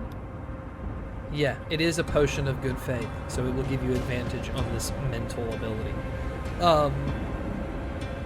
Okay. Yeah. He chugs it. All right, starting with Yumi, you're going to have to make 2 checks. The first one is an insight check to see if you can connect. The second one will be a check to see if you can create the scene. Dope. So inside So check. the first one's the insight, and I have advantage because I do mind shit. Perfect. So I also have expertise in insight. 24. 26. Corvalak sees you connect to it. Ah, very good, Yumi Jougoui. Now create the image in your mind. My demise. All right. Now What am I rolling for this one? you are rolling a history check. Yeah, history check. History. Do I have advantage on it? No, because it's not insight. Okay. You're not connecting to the mind. You're in. Oh, gotcha. That's an 18. Okay. As you're connecting into the mind of this mirror, it feels like a whole open plain. It feels bright, comforting, good. And it makes your body feel really good, especially after all the physical trauma you faced the past 2 years. Yeah. That was quite a lot. But you can't put the image in your mind of that attack, and you're going to disconnect. He's going to say, back of the line, better luck next time. Bognak. Bognak's gonna do both times before both, like, insight check. He's gonna tap his waist again, And then once he connects, he's gonna tap it again. Give myself guidance on both checks. Beautiful. Sorry, stream. This is gonna turn into me spamming guidance. That's why I did it. So I'm gonna take my insight check. So that's a 15 or a 3, 15 plus 18 total. You connect into it. Okay. And this is something you've never felt before. This is magic you normally cannot attain to without magic aiding you. So yeah. So I feel like the potion surged through me. I looked down and I'm like, oh, this is sick. And then I'm gonna be like, okay, time to picture what should have happened. And then I'm gonna picture Culverlax's book, all of the mistakes that he laid out. Okay. And I'm gonna have him correcting them. So basically, like the day he died, like it's just a room full of guards instead. And it's like we just. All right, roll a history check with advantage because you know the story. All right. So that's a 12 and a 15 plus 4, 19. Thank you, guidance. You can't create it. It's very difficult in this other world that you're not used to. You know it, and you can piece it, but every time you go to piece another part in your mind, the other one fades. You're not strong enough to hold on to it, and it disconnects. But do not fret, because as everyone goes down the line, hardly anyone can do this at all, except for Yuck Urso, who connects in it very easily. And you all see in the mirror that scene that you read about, every detail. You see the faces. You see this one hero after they've stand up, walking around the house that was just dropped on the Wicked Witch, Culverlax. And he walks around with his long hair, his very Aragorn-looking body with his long sword. And he puts his hood back on, and you see magic appear at the tip of his fingers. Whoosh! Mag rubble. Whoosh! Bow, bow, bow! And then it disconnects. They award Yuck Urso 1 ticket, very first ticket, for the magic item at the end of the trimester. And class is dismissed. Can I loot those bodies? They exploded, and no, Culverlax's going to say, no. I'm going to figure out what you just did, and then maybe we can figure out, but I'll go ahead and write the extra 40 gold per week. Thank you, Professor. And, messy, but I like your style. Plus 1 relationship point with Professor Culverlax Bognak. Take it. All right, you got 5 minutes, or, well, actually, during the same time is Vermin and Vile with Professor Maya Trevels. So let me get everyone on the second map so you can see the class you're in. Plant and poison. I was like, I can remember the thing. All right, there we go. So, in this class, second years, B.R. Gressive, Penelope Flora, Finnegan Ryger, Mubier, Ayla Nerona, Cleonile, and Skazi. And the third years, Duchess Sarah, Ignat, Prachita, Yorikawa Juni, Thokrenin, Flash Shoulder, and Nadi Lynn Flash Shoulder. Am I out of my box? No, you're not. Good call. Get out of there. We're I attempt to break out of my box. Okay, all right. So, roll an acrobatics check. Well, how do you want to do it? I want to like bust out the bottom of it and then like rappel down the chain that was like connected from the bottom of the box straight to the ground. All right, so it is wrapped in chains on all the sides, so gotta roll athletics check with disadvantage because it's pretty secure. Okay.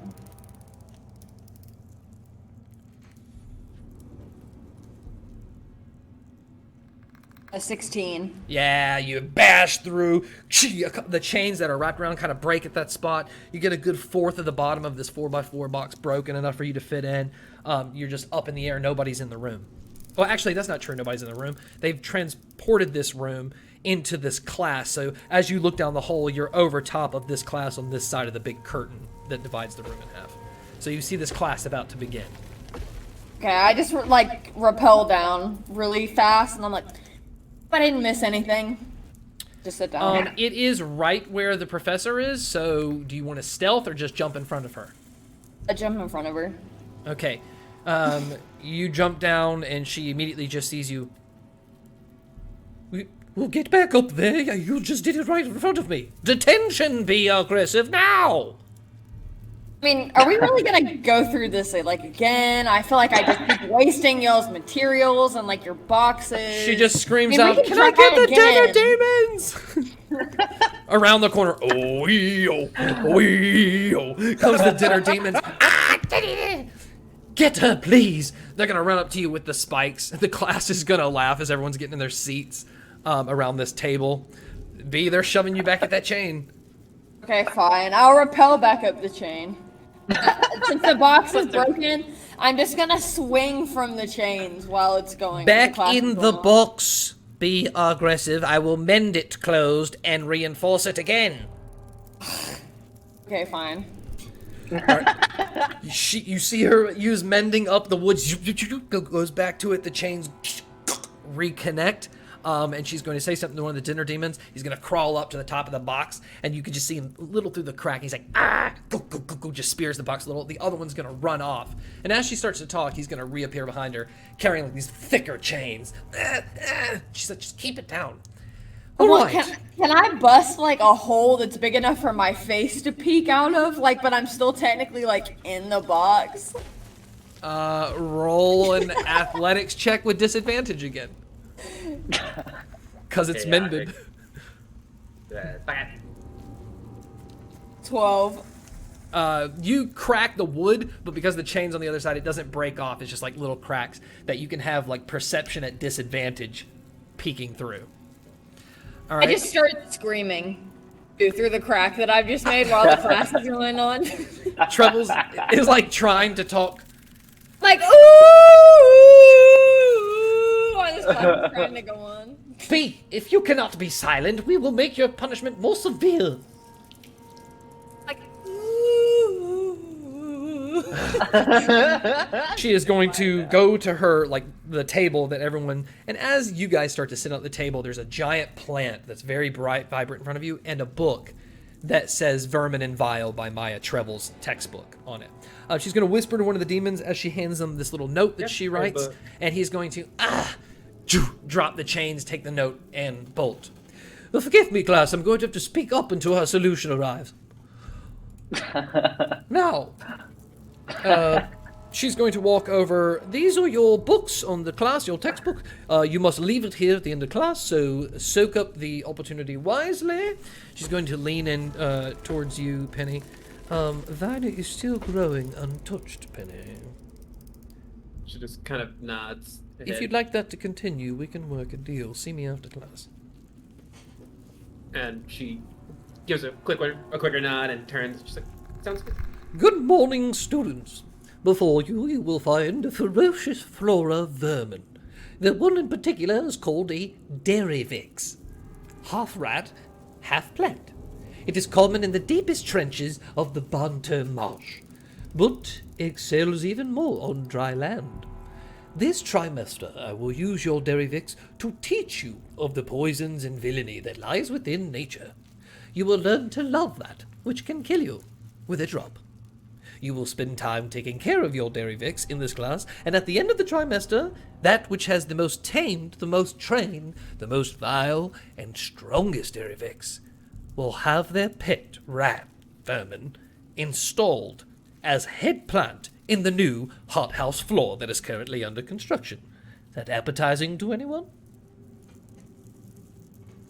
Penelope Flora, I see a vote of confidence in yourself. Best of luck.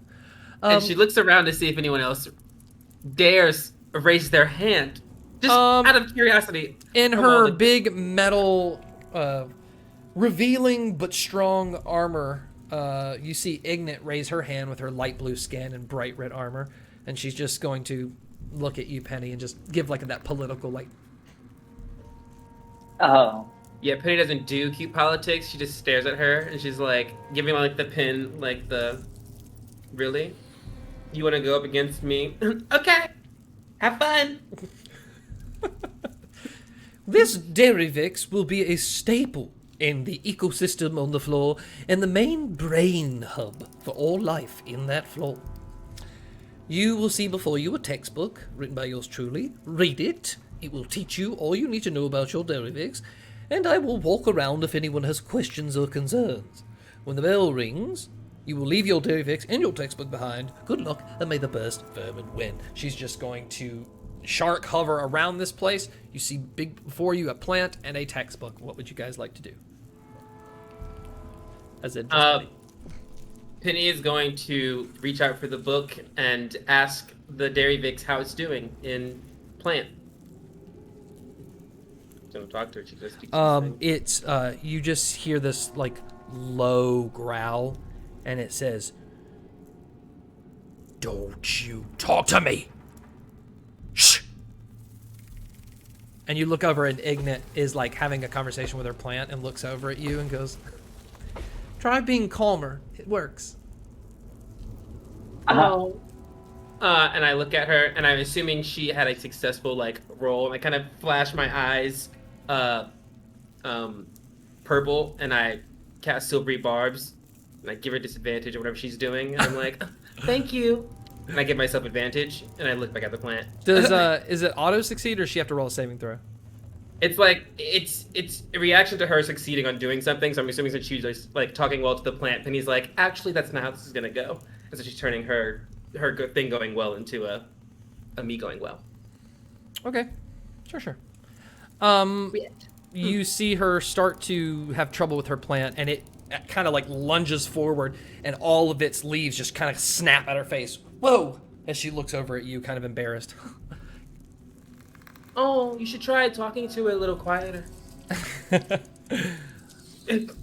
And Penny will start to read it. She doesn't know much about the Dairy Vix, so she's gonna start reading this book. Investigation check. Yeah.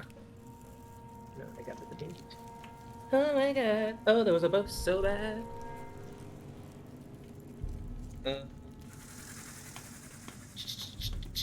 8.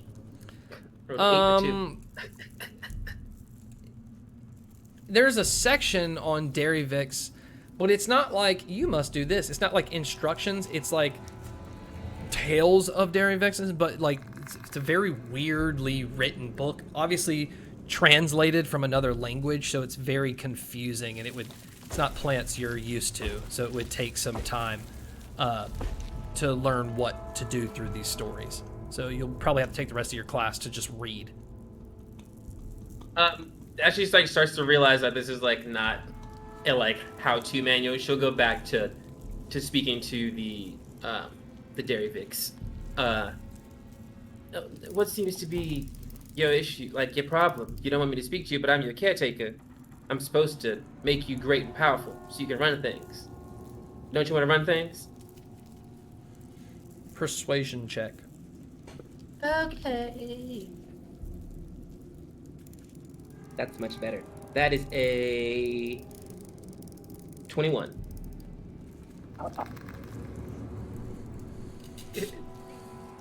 Better at this. I will run things, and I don't need you! That's actually half true. You will run things, but you do in fact need me because, and she kind of looks around, you're stuck in the pot without me. So why don't we just try this again? Hello, my name's Penelope Flora. I speak for the plants and to the plants, as you can tell. And I want to help you be the best Dairy Vix you can be, because obviously you're with me, so you are the best Dairy Vix they have here. So The leaves all are going to kind of bend outward and slowly from the inside turn gray. All outside, all the leaves start wilting off the edge. Some crack off and fall into these broken autumn leaves. It's brown. And from the middle is this bright green vine that kind of spins up into this purple and pink blossom that kind of goes down the stem as another one blossoms and goes down the stem and another one blossoms. And these three just like vibrant, glowing flowers. You hear behind you, oh, very good, very patient, Penny, very patient. Class, look over, we have found the second stage of the Dairy Vix. Very good. Continue. The whole class kind of leans in. You see Ignat kind of walk around, and she's kind of like on your left shoulder, and she says, great job, Penny. No comment. Penny's listening to the plant. She's like, get out of here. I don't fuck with you. But has his mood changed? You hear in your mind, or because you're talking to this plant, you hear the voice back. The bottom plants start to have a little bit of color left and kind of go back into them. Just kind of glows a little bit, releases a mist, and you hear, I guess we can do this together. Ignat leans in. He said he thinks you guys can do that together. You did it. Oh my god, I can hear him, Ignat. Thank you. Wow, you can too? That's amazing. Where's your plant? Oh, I'm sure I'll get mine up and running.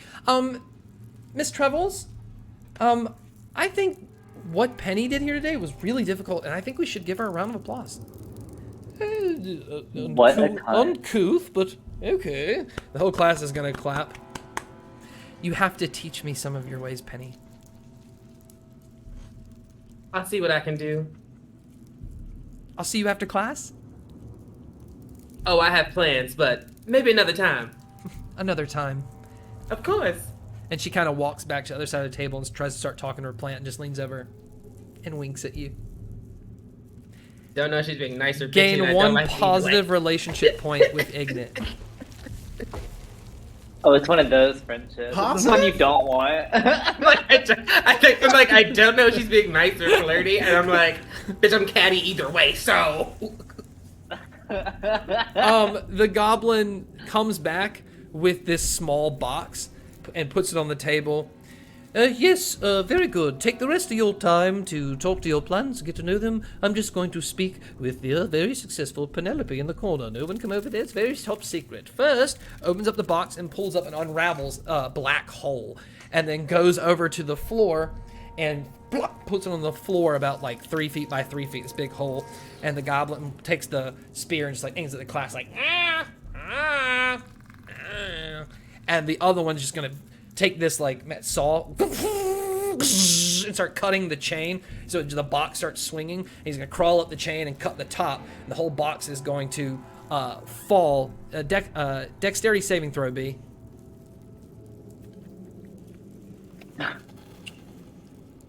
She's like, fuck this, you're going to another floor. 13. What is it? 13.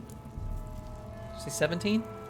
13. 13. Oh, 13. 23. Okay, so kind of hit the ground, but you kind of like jumped up in time, so you land. It shatters all around you. You're good. As you just see Trevel standing there, a black hole in front of you, but there was a demon behind you that kicked you in the back, and you fly into the black hole, into this other dimension where there's like far off distant explosions, but everything else is black, like you're in the void of space. And then zoop, that hole disappears, and the class sees Maya roll up the black hole and fold it and put it in that box, kind of put it in her big jacket. Okay, Penelope, over here. As you start talk, B, it's just like, hey. Just like echoes into the vastness of space. Anything you want to try? I feel like I'm just messing with it. Like, I'd be entertained by that. So I'm like, hey! It's like floating. Just doing that for like at least 10 minutes. Hours, Not doing probably. anything else. Time.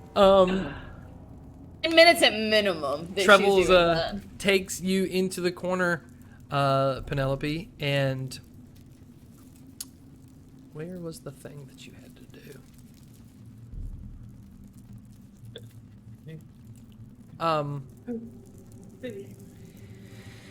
The sunken thing is not finished yet, the automation of the store, but she'd be willing to help with Viney, keep her, grow her. She sees what you're doing.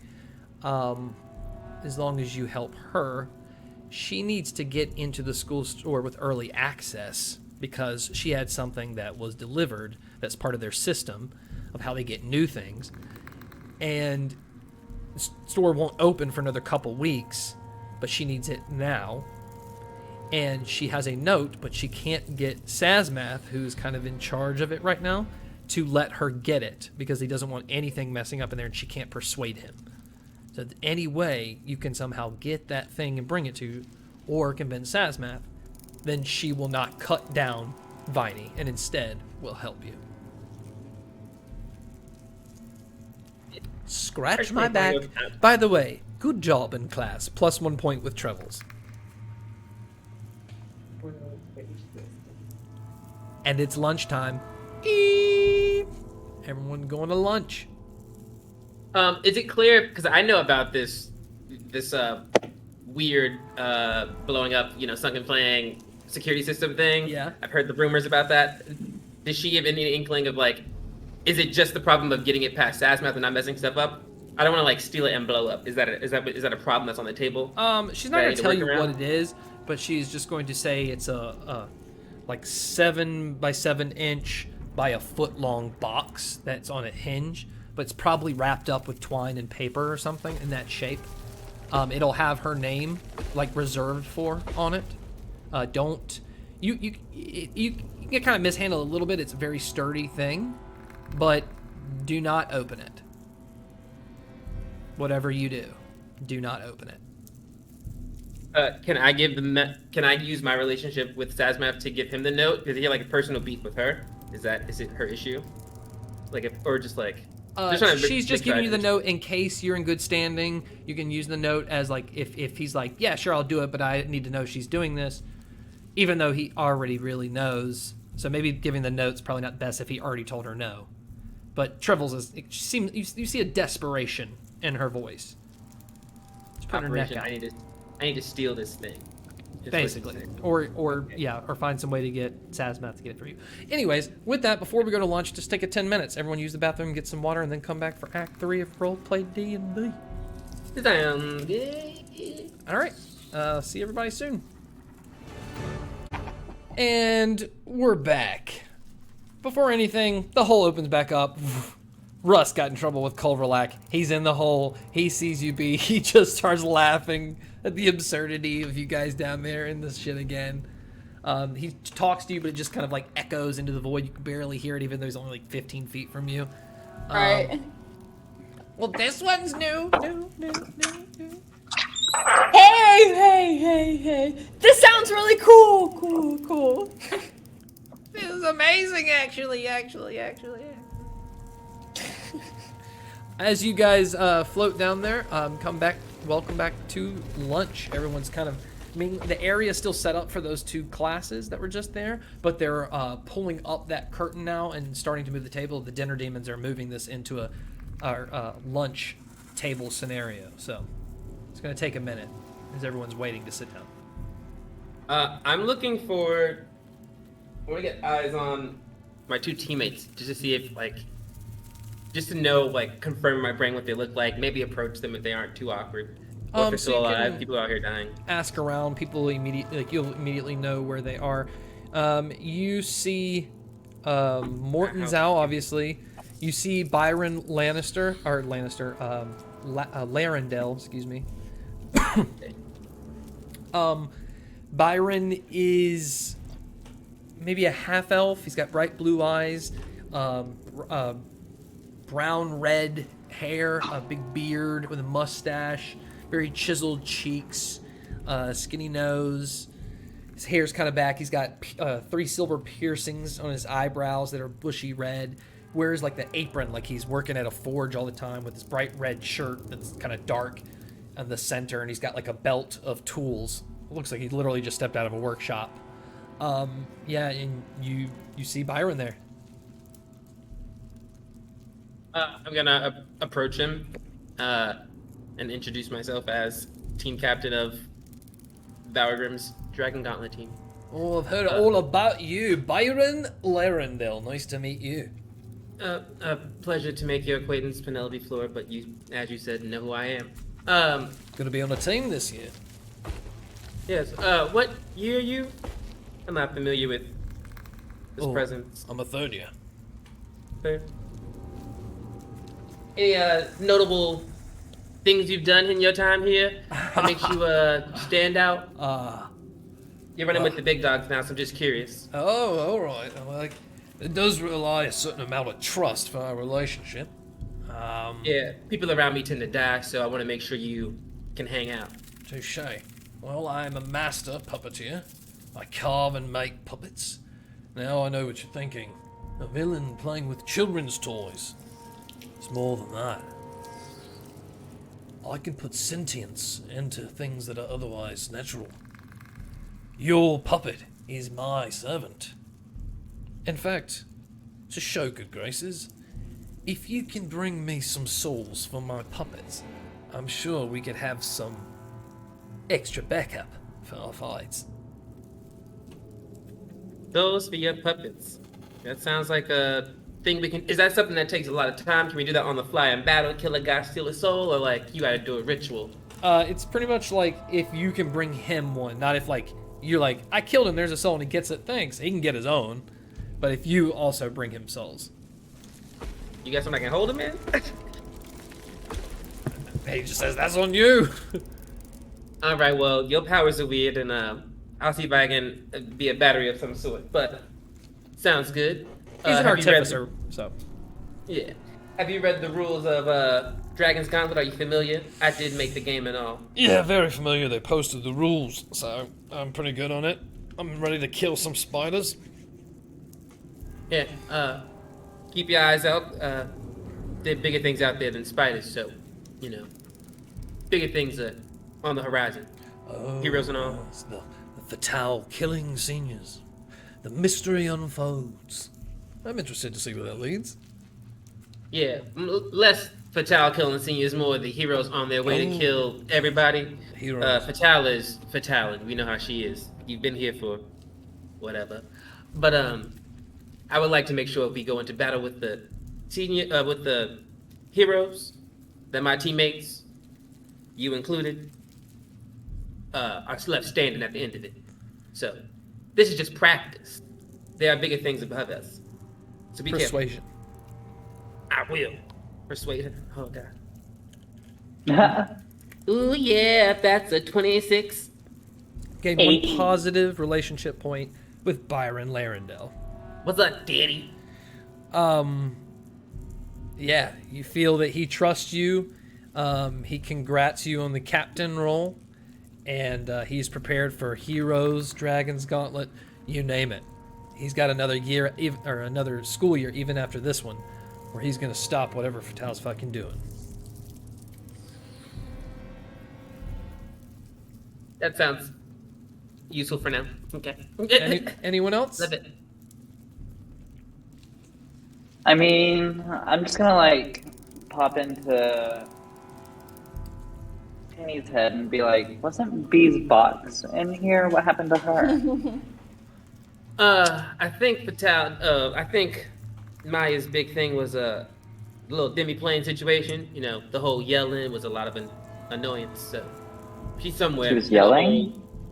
Oh, well, that tracks for her. Okay, Oh, I guess she'll be there for the play shit. Two Maybe. demons are fighting over this box in the room, and they drop it, and the hole like rolls out, and one of them grabs it and throws it down, and the other one takes this like bucket of food and dumps it in the hole, and the other one rolls the hole back out and they put it in the box, and they argue about who gets to hold the box as they kind of lead towards the room. Bea and Russ in there, and you just see different foods that begin floating in your demi-plane, just out of reach. Rat kebabs and like corn on the cob. That was so much. Like, no. It's like just out of reach, like trying to get to it. Yeah. Russ is like blowing the corn. It's like flipping. Who needs tumbleweeds? We've got goblins in boxes. Yeah. All right, Bognak needs to make a choice. A dinner demon comes up to him and asks him in Infernal, you don't have a game for us to in this period, so you're going to be doing an extracurricular unless you want free time. What are the extracurriculars? They are What are the extracurriculars? set design with Professor Roshk in the amphitheater. You would gain the student dice for athletics and sleight of hand. Dragon's Gauntlet cheer with Humwalda Trollfury. That'll give you acrobatics and performance. You could do library research with Russ Quinn in the library for history and insight. You could do Penny's Power Hour at Gibbles, but Cleonile knew she couldn't do it, so Cleonile's going to lead it for her, and you would get medicine and investigation. Lame. No. Well, Mama's lame. Entrepreneurs Association Great. Sorry. with Russ Quinn. Wokes at the postings board, and that would be deception or persuasion. There's like three more. A minefield meta magic class with Drogneed, which is Arcana and Survival. Mascot hour with Two Teeth, and you'll get animal handling nature. Or with Duchess Sarah, you can do the Light Enders worship and get religion intimidation. So there's 3 options I'm leaning toward. So remind me again. So the Rosh one set design gives me athletics and sleight of hand. Yep, and you would be building sets for these shows coming up. That seems right up my alley. The other one that I was thinking about was what's the one? The performance, the cheer squad. Yeah, the Dragon's Gauntlet cheer with Humwald Oh and my Shroud God. Fury. And that gives me performance and what else? Acrobatics. I want that performance. I think. You're gonna cheer. Fuck yeah. I wanna shake my I ass. like cheer a lot. I think set design just makes so much more sense with everything else I've set up. Yeah. So I'm gonna go with set design with the athletics and Sleight of hand. sleight of hand. I think that fits Bognak really well. That really does. So I think I'll go set design, but I was very tempted. Yeah, the first one you told me. Sorry, I made you list everything, but I'm gonna go with the first one. Oh, that's fine. And I'm gonna take a short rest during lunch as well, if that's all right. Okay, with you. cool. As you short rest, you'll go into set design. He will show you the sets they're building. They're building the first one, and then they'll put them away. Is for the inn for nails on a snow battered wall. And the rest of you guys will just find your teammates for Dragon's Gauntlet and rehearse where you want or practice where you want, that where a space is not being taken by an extracurricular. Oh, great. Smooth! Yeah. I guess I didn't have to track him down. I'm just gonna go meet him. But overachieving, that's me. Yeah, I guess I'll go track down my teammates. Hope my teammates try to track me down. I actually was kind of thinking as well. I was thinking about going up to the dinner demons and being like in Abyssal, like, you know what, guys? I don't like you fighting over this I don't like you fighting what? over this box. These are my 2 dearest comrades. Tell me when to let them out. I'll protect the box. Does that sound good with you guys? No, And I started. those are not the you- rules at the school. Are you sure they're not the rules? Because I started to take off one of the dragon bones I flaunted in front of them earlier. Because I feel like. We're There's all an about agreement we could rules. come to. I mean, as long as they stay in detention, right? So I just want to make sure the box is kept safe. I'll be sure they're in there when they need to be in there. Persuasion with advantage. I'll give it a dragon bone to protect Bea and Russ. Yeah. Oh, that's a 16 or a 13. One's gonna drop it, the box, so the other one's just like arms swinging, holding it, and he's gonna like walk up already with his hands up, kind of waddle up towards you to kind of touch the bone. And then the other one's just gonna like walk up with the box and just look at the bone and hand you the box. Just make sure they don't get out. I'm gonna hold it, hand them off the bone. Lunge at the bone and they're gonna fight over it. Cool. I've got the bee box now. Um, And I'm just like, just tell me, when do they need to be out? Like, what times are they allowed to be out? They can only come out for rehearsal.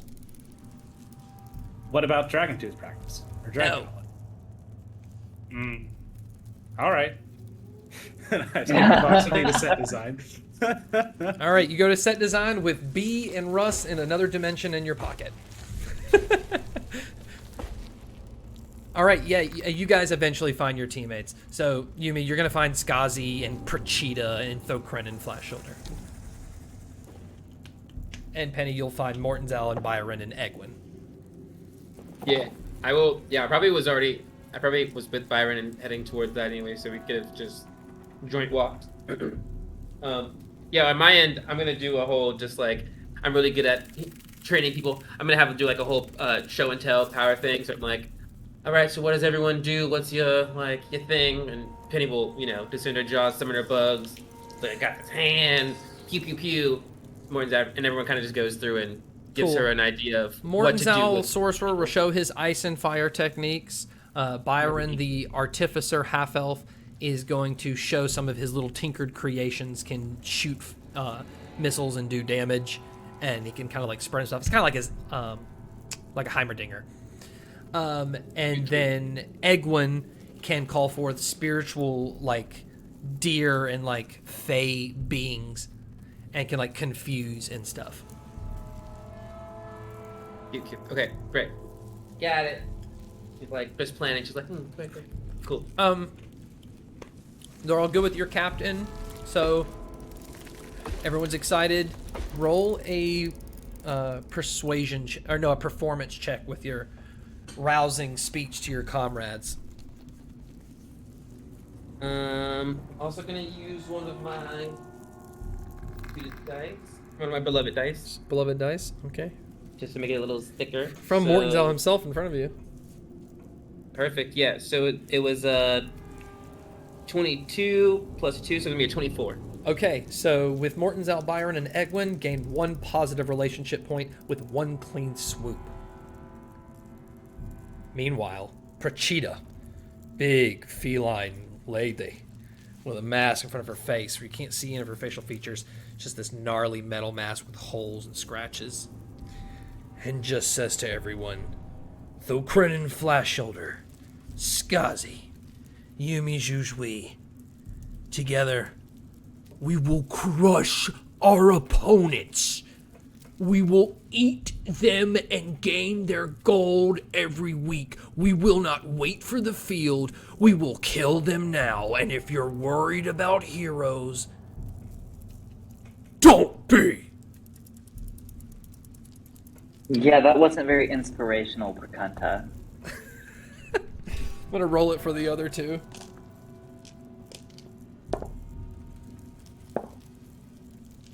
Yeah, nobody was really amused by that at all. Blank stares across the board. I'm your captain. I think we should run some drills. We're going to be either shooting spiders or racking up points some point. So why don't we go ahead and start with laps around the library? I'll pass. I don't run because I can stand and do things. Everyone's just going to look at her, Prachita, and you see almost like Vane from Batman, like the juices start going up the veins, starts charging that lightning inside of her. And Skazi and Thokrenin are going to take off to go start doing laps. And Prachita's just going to look at you and kind of walk close.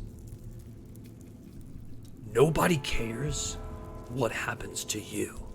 They care what happens to Penny.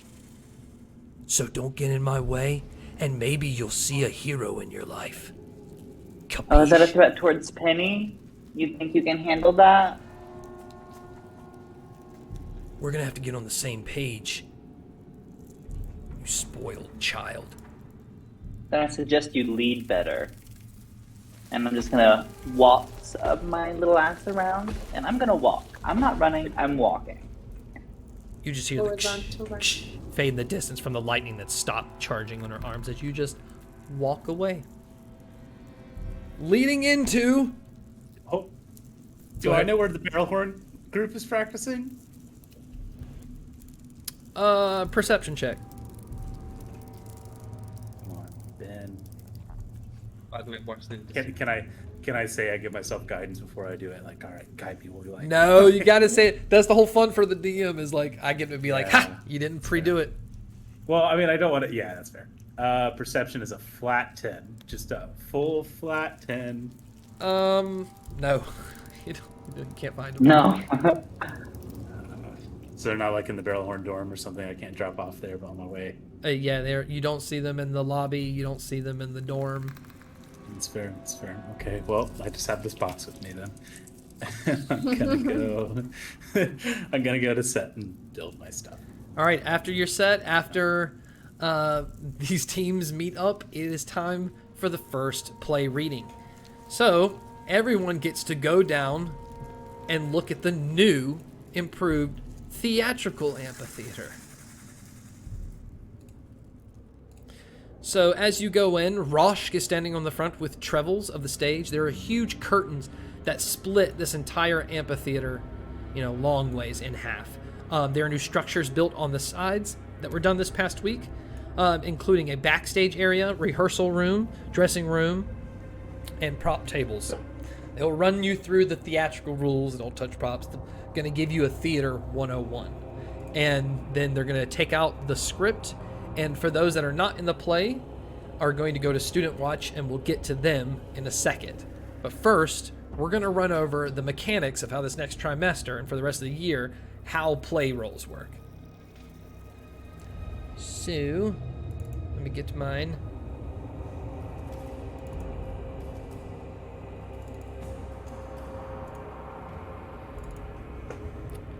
All right, so they're gonna do a table reading. So Roshk is going to read out. You have the script, Yumi. I sent it to you. Can you read it? You're good. Like you don't have to read it out loud. All right. Yeah. So you can see there is an about the author section, and then there is 2 acts broken into different parts, and this is how it's going to work. Each part will give you a location, which will be the set, and then there will be things that need to happen in this story, objectives. Whoever is the antagonist will try to desperately keep you from completing that task. So if it says the villains successfully break into this room, you guys are going to have to break into it while the other ones are trying to stop you. So it's constant story battle. Kind of. There'll be various checks within it. And then at the very end of each part is a line from a character. So there's only like 5 or 6 lines in this play. The rest is whatever you make up within the confines. And this scenery will change. So we're not going to read the play actually right now because it's like still like 3 pages of stuff. But Bea plays an innkeeper's dog in this. She plays a carpet installer. You will play the innkeeper Treason, and she will also play a janitor. And you're so skilled, you have to do multiple roles instead of just one. That's how Bea is taking it. Bea is like, I killed that shit. I got so many parts. I got way more parts than everybody else. So go ahead, Yumi, and as we're doing this table reading, roll a performance check. Okay. Let my performance. That will be a 15. Okay, yeah, you do pretty great. You get strong, confident vibes out of Roshk. Gain one more positive relationship with Roshk. You're building a very good acting skill foundation that he appreciates. When it gets mixed in with evil, it'll be really, really good. Meanwhile, the other ones, Bognak and Penelope, are going to be led by Korvalak into the forbidden part of the school that is under construction. There are those Laundria demons walking around, clawing at the grates. There are tarps everywhere, chains everywhere. Korvalak is going to explain that these turrets are 2 stories. You can see they've already taken out walls, so you can see through the red anti-magic field that kind of coats the inside of these rocks. And you can see in all directions out of the ocean and all the whirlpools, thousands that surround you guys. Kind of like a moat of whirlpools. He explains that these guns are used from the turrets that were on top of the castle, but the magic has been refurbished into these 2, so they're twice as powerful than one up top. They'll be operated by a student each during student watch. They will rotate. Job will be to look out for incoming flying heroes and kill them. They are quite deadly. It will automatically kill probably any one of the students, maybe even a teacher. So anything that's flying out there. The whole entire structure is being held up by pillars where there are like elevator doors or elevators, but they're like boxes for the student watch to get in and be able to scale up and down and look in all directions. They sound the alarms. They do combat there if anything happens. And everything in that area will be coated with this certain type of rock called... Where is it? I gotta find it. It's not Esper, is it? No, it's not Esper. Okay. I was to say, we have a jailbreak plan, everybody. We're immune to this shit. We're getting out of here. Well, I gotta look it up in my notes really fast.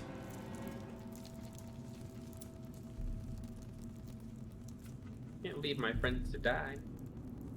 Voidstone. And what Voidstone does is it's a deep into the Silvernell Earth's. It harnesses this magical power that kind of draws things closer to you. It can be triggered by movement. It's very explosive and very deadly, and does various things. They will explain more about that later. So until this gets up and running, you'll probably have to help move stuff around and get this area ready. We're getting it ready for multiple layers of combat. So if anything breaches this school, it will have to go through all these trials if it gets inside. And at the top will be the hothouse. That will be a deadly labyrinth of fauna that we will take care of that can be unleashed in case of an emergency. And he slightly chuckles. He's just like, But for now, he's going to take to the map that he's got set up of the new construction with his thing, and everyone's going to go down every detail, and he's going to explain what the top of this new school is going to be. After rehearsals and after that class, it's dinner and then bedtime. So you have dinner before we go to bed and wrap up this session. I need Y'all to like grab at the Yumi. table doing dinner? Yeah. Yeah, I'm definitely popping into your head, bitch. I'm like, just so you know, Prakanta is most likely planning to kill these people that she's going to be having to go against. And she name-dropped you specifically. So, keep your eyes peeled. Watch out for what that bitch has planned. I won't give you any other information. If anything, we can just get rid of her. None of my teammates like her. Yeah, I was hoping that she wouldn't be an issue, but it seems that she hasn't really gotten the reading down. It hasn't been fundamental for her yet. It's not really a game that really needs to kill other people. She just needs to be the best. Oh, she's so stupid. But we might have to take her out. I need to talk to the team captains though, so I need to perhaps set up a meeting. But good to know. Yeah, see how that conversation goes with her. See what I can do. I would like if you could be there actually, and do your little head thing and get a little inside scoop of how she may really be feeling, if you know what I mean. Yeah, I can manage that one. I can either be sneaky in the shadows, or I can willingly be there. I don't know how you want to do that, if you want all the teams to be there as well. Oh, I'll just go talk to the captains and I'll bring you along. I mean, if she wants to put me in her mouth, I can speak to her. You know, we can be all blunt about it. I have nothing to hide, and I have bigger things to deal with than Berganza. But I can take the trash out anytime, as you know. And I kind of look around to see if I see Perchita and the other team captain, whose name I'm looking up that I know. Perchita and Cassio Robati. Yeah. Robati. Really buff, like masked troubadour woman. Very strong. Very tall. Maybe like 8 foot. Yeah, I'm gonna try to gather the two of them and with Yumi. You don't see Perchita, but you do see Cassio. Well, then I'll go chat with Cassio. With my friend Yumi. Okay, she's scarfing down like, no jokes, probably 50 hard-boiled eggs. Oh, hell yeah. Okay, I love that. Well, I don't want to take up too much of your time. Please continue to eat. And I look at Yumi and I'm like, I just went surface level. Well, she was thinking about, she was counting protein that she's intaking, and she's trying to schedule in her mind, her workouts in between rehearsals. There's just so much going on that her brain is like a lot for her right now. It's kind of making her rage. No, she's not going to rage. But now she's thinking like what you guys want, and she's like, oh, the other team. Hi, I just wanted to introduce myself. I'm not sure if you know who I am, but Penelope Flora, nice to meet you. I am team captain for House Valagrim. Nice to make your acquaintance. She wipes her mouth with her other hand and then takes the hand and like grabs on your hand, squeezes, probably by accident. Very strong. I squeeze back and I'm like, I'm stronger than I look. And I haven't heard much about you, but I just wanted to make sure that all the team captains were on the same page. I am absolutely excited to see what you can do with your teammates in combat. You know the heroes are coming, and I hope that that is the most forefront thing on your brain, as opposed to some of our other classmates who may have some shorter-sighted goals with removing players from a training exercise.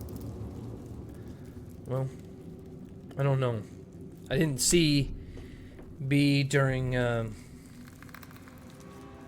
our drills today. So, and then Kogoth exploded. And I know Bognak has something to do about it. Everybody's talking about it. So, but none of those have to do with you. Those are my problems I'm going to have to handle. But, Is yeah. anything popping up with the tech thoughts while she's going through this? She's something that was angry inside about her about Bognak just got reunited. Like she's hyper fixated on the fact that people are talking about how he's got a mechanical inside. She can probably destroy that shit or create something of her own or whatever. She's just pissed because he's not on the team, so she doesn't feel bad about it. But she would feel bad about fucking with somebody's team because she's honorable on the field. Gotcha. I relate. This is in Penny's head. No. Oh, I'm absolutely sorry to hear about Kogoth. I hadn't heard about that, but you do have Finnegan Raga, who I do know from personal experience is very adequate on the field. He did very well in Dragon Venom Run. And I'm glad to know that we're on the same page. Perhaps we can get you a replacement teammate. I want to make sure the game is fair. And I want to make sure I win on fair accords, not because you were handicapped before the Maybe. game I mean, started. the games haven't started. Maybe the professors will do something for us, but I appreciate that, Penelope. That's kind of you. Yeah, I just try to stay more cordial than kind, but take it how you may. But I get really close to your face with her finger. You can smell her musk. But on the field, we will be battle against each other, right? Oh, I cannot wait to destroy you. I invented the game. To think that you would beat me is absolutely adorable, but I know you will do an absolute great job and make it fun for me. So, please, bring it. Intimidation check. Wheel! Can I get the help action from Yumi? Are you? Yeah, can I stand Yeah. menacingly? For sure. Oh my god. That is a 19. Both of you gain a positive relationship point with Cassio Robati. Okay. I look forward to it. Well, I've got about 23 eggs left to eat, so I'll see you tomorrow. Yep. See you tomorrow. And she walks away. Cool. Robati goes back to eating. B is in another dimension with Russ, and Russ is like, I'm kind of tired. Think I can just sleep and float, or I'm not used to it. Do you think I can even sleep in this? I don't know, you could try it. Here, let me help. And then she'll like grab and hold on to like the corner of his shirt so that he can't like float away, but that he can try to float and sleep. Yeah, that's good. Hey, it's been a great day with you. Yeah, it's been pretty fun. I like how we've been on everybody's nerves today. That's pretty awesome. I've never had like somebody that wants to, you know, kind of, how do I say this? Cause like a ripple in the water, you know? Oh, no, you're Yeah. telling me. I don't even try. It's just like people are so upset just by the way I look or talk. I'm always rippling. It's nice to be with someone who chooses it because they like it. Well, next time anyone has anything to say about the way you talk or the way you look, they'll be met with my fucking fist. Awesome. All right, good night. Night. Anything, Ben? Yeah, I've got a couple of things. Forgive me, chat. So I know we're late, but I'm gonna go up to Mortonzow. I'm gonna sit across the table from him because I think like I'm kind of far. I'm trying to space myself from people because I know his proximity is kind of an issue. He's drinking soup, kind of stops. Whoever's on the other side of me, I'm gonna say, if you saw it happen in class today, get the fuck away.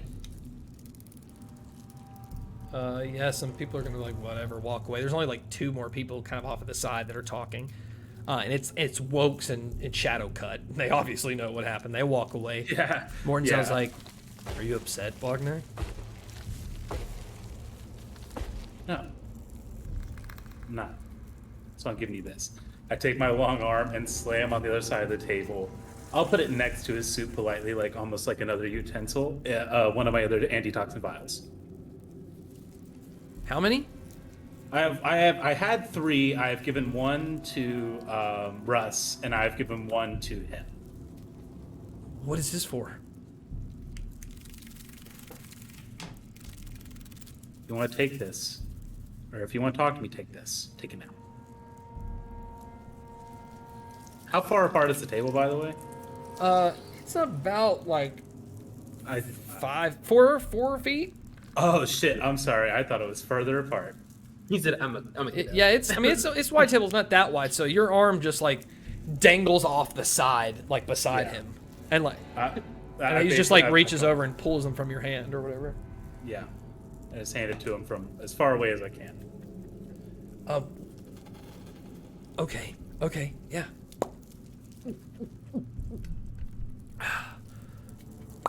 I didn't mean now, but whatever. I give him a second one.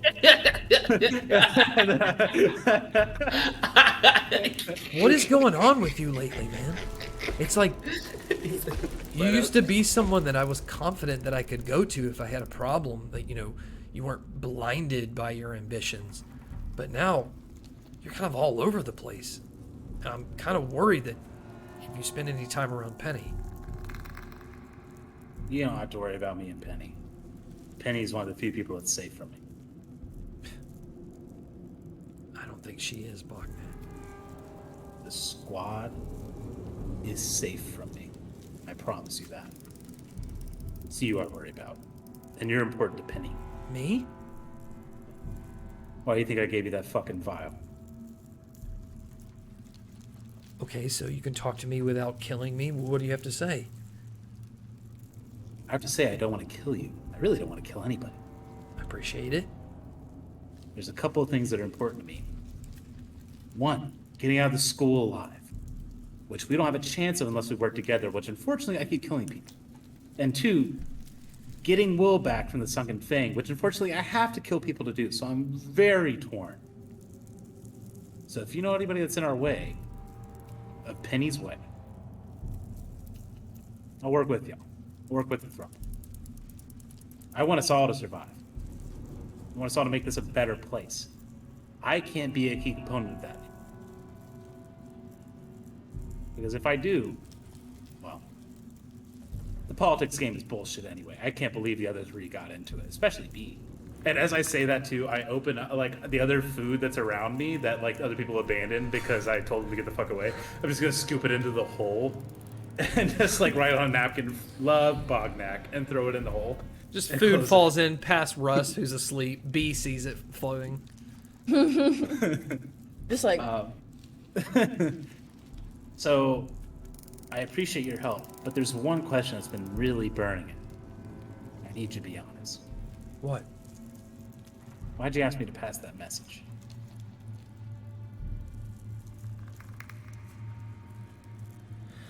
Oh man, you can't tell a soul. And please don't tell Penny.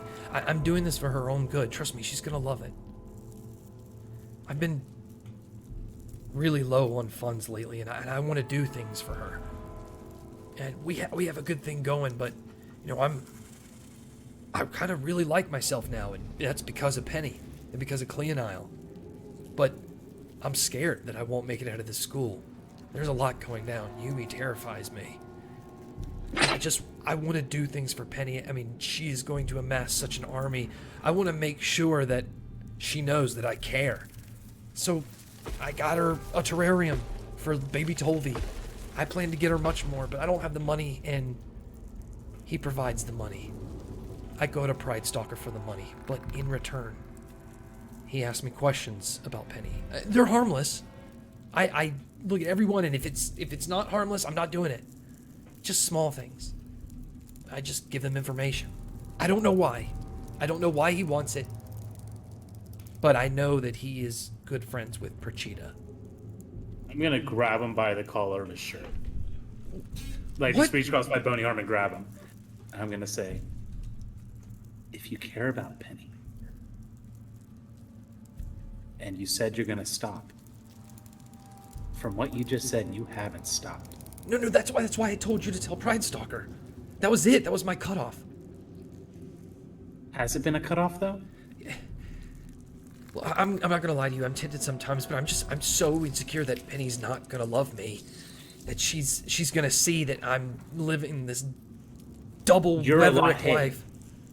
Trust me, you're a lot more used to Penny than your fucking money. I won't do it again, but it's good to know that if someone doesn't like Penny, we have a direct line. I can be reformed. There's a lot of people that don't like Penny. She's a powerful woman. A lot of people want to tear her down. Your job is to fucking protect her, and getting a terrarium isn't protecting her. I know that's something she cares about, but listen to me. It's done. If he comes to you again, well, he's not getting antitoxin. And I need as much gold as I can get. Intimidation check with Morton Zal, part of the thruple of the unholy trinity. Yeah, keep him in line. Not Keep my holding him in strong line. suit. Level him up. Bop, bop. It's a 13. He just shoves off you. I don't need your help, Bognak. I know Why'd I've you stopped. fucking ask for it? He's just gonna grab his food and walk away. Negative point with Morton Zal. And with that, we're gonna leave on tension between adored characters. Thank you everybody for watching. I hope you've had a good time. Thank you on Twitch, Facebook, YouTube. Like, share, comment. I guess we'll see everybody next time. Next week, yeah. Bye. All right, see you next week. Bye.